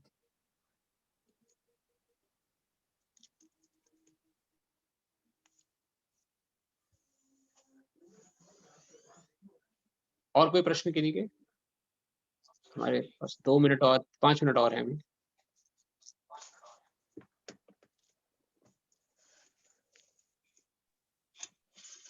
अगर नहीं तो मैं एक अनाउंसमेंट छोटी सी करना चाहूंगा कि आप हम में से कुछ लोग अभी जानते हैं कि ये जो महीना चल रहा है ये कार्तिक का महीना है और ये बहुत ही पुण्यदायी महीना है। तो अगर आप अपने जीवन के कष्टों को दूर करना चाहते हैं तो ये एक अपॉर्चुनिटी है हमारे पास इस महीने कि ये महीना भगवान कृष्ण को बहुत प्यारा है, बहुत पसंद है। तो कार्तिक जो है इस महीने भगवान को दीपदान दिया दिखाया जाता है सुबह और शाम। और दामोदर अष्टकम एक होती है, प्रार्थना है भगवान की, वो दामोदर अष्टकम अगर आप में से कोई इंटरेस्टेड हो तो आप मुझे आप व्हाट्सएप पे, हमारी व्हाट्सएप जो है ग्रुप थोड़ी देर के लिए उसमें सभी को एक्सेस ऑन रहेगा, आप उसमें कृपा करके मुझे बता दीजिएगा या आप इसको तो मैसेज डाल दीजिएगा जिसको भगवान की प्रार्थना चाहिए दामोदर अष्टकम। हम उनको ईमेल और अपनी ईमेल आईडी के साथ इसमें हम आपको प्रार्थना मैसेज कर देंगे। तो वो दामोदर अष्टकम पढ़ के अगर आप भगवान को दिया दिखाते हैं तो ये इस युग में इस कलयुग में अगर आपको बहुत जल्दी रिजल्ट प्राप्त करना है भक्ति का, अध्यात्म का, तो कार्तिक में अपने अध्यात्म की जो इंटरेस्ट है उसको हमें बनाए रखना चाहिए। अपने अध्यात्म की कोई भी कार्य में आध्यात्मिक कार्य करते हैं कार्तिक में तो उसका 1000 गुना ज्यादा फायदा मिलता है। अगर आप छोटा सा भी कार्य करेंगे इस महीना तो उसका लाख गुना फल मिलके आपको रिजल्ट मिलता है। ये शास्त्रों की वाणी है।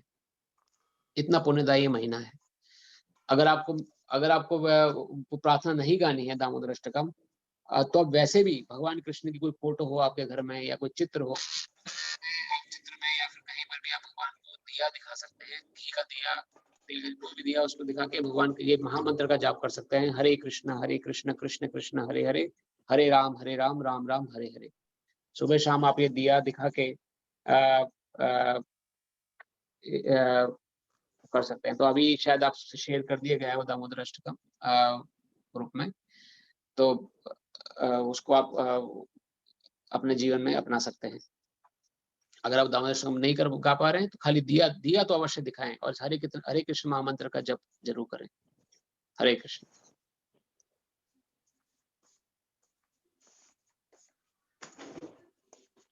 इससे संबंधित कोई प्रश्न किसी का, कार्तिक महीने में या क्या, या दामोदर अष्टकम से संबंधित?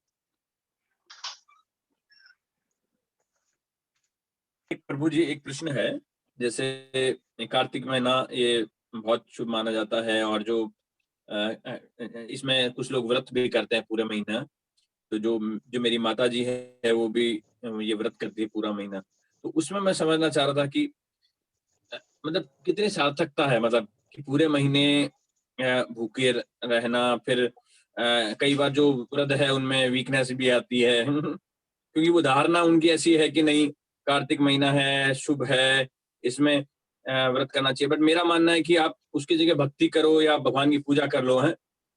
तो इसके बारे में आपकी क्या राय है? देखिए प्रभु, ये भगवान के साथ जो डीलिंग है वो भाव की डीलिंग है, वहाँ वो तो है नहीं किसी प्रकार का। अब किसी व्यक्ति का भाव इतना उजागर है कि भगवान को अलग-अलग तरीके से सेवा करता है, कोई व्रत करके सेवा करता है, कोई अन्य रूप से भगवान का नाम जप करके सेवा करता है। तो जिसकी जैसी श्रद्धा है भगवान के प्रति, उस श्रद्धा को हमें नमस्कार करना चाहिए सबसे पहले प्रभु, कि वो उनकी श्रद्धा है, उस श्रद्धा से वो अगर कर रही हैं आपकी माताजी तो ये बहुत अच्छे उनके विचार हैं। लेकिन प्रमुख तौर पे हमें ये देखना है कि इस युग में जो मेन दवाई हमारी है, भगवान के नाम का जप है। भगवान के नाम का जप और कीर्तन। हरे कृष्ण कृष्ण कृष्ण हरे हरे, हरे राम राम राम हरे हरे।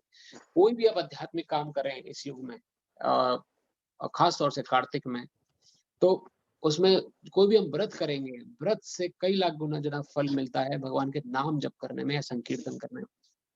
तो अगर वो जो माताजी आपकी अगर व्रत कर रही हैं, तो वाक़ई में अच्छी बात है कि उनकी श्रद्धा है, उनका उस प्रति उनका विचार है, भगवान के प्रति उनका जुड़ाव है उस प्रकार से कि वो उस प्रकार से भगवान को प्राप्त करने का प्रयास करती हैं या भगवान का सानिध्य प्राप्त करना चाहती हैं।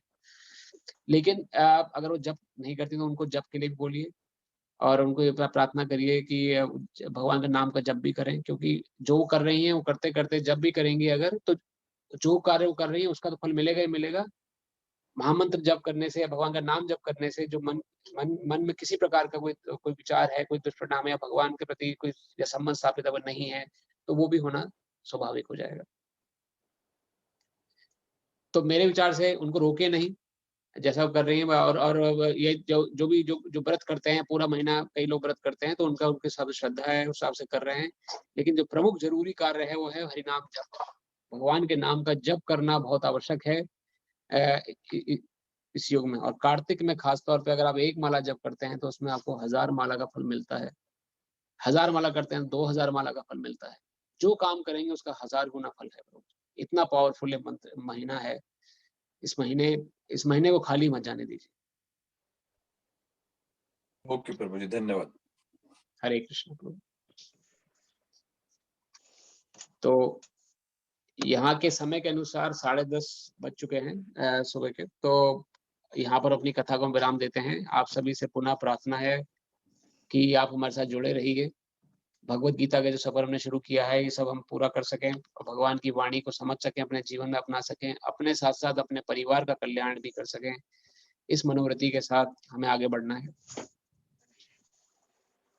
इन्हीं शब्दों के साथ आप सभी का बहुत-बहुत धन्यवाद। हरे कृष्णा। हरे कृष्णा प्रभु जी। हरे कृष्ण। हरे कृष्णा। हरे कृष्ण। हरे कृष्ण।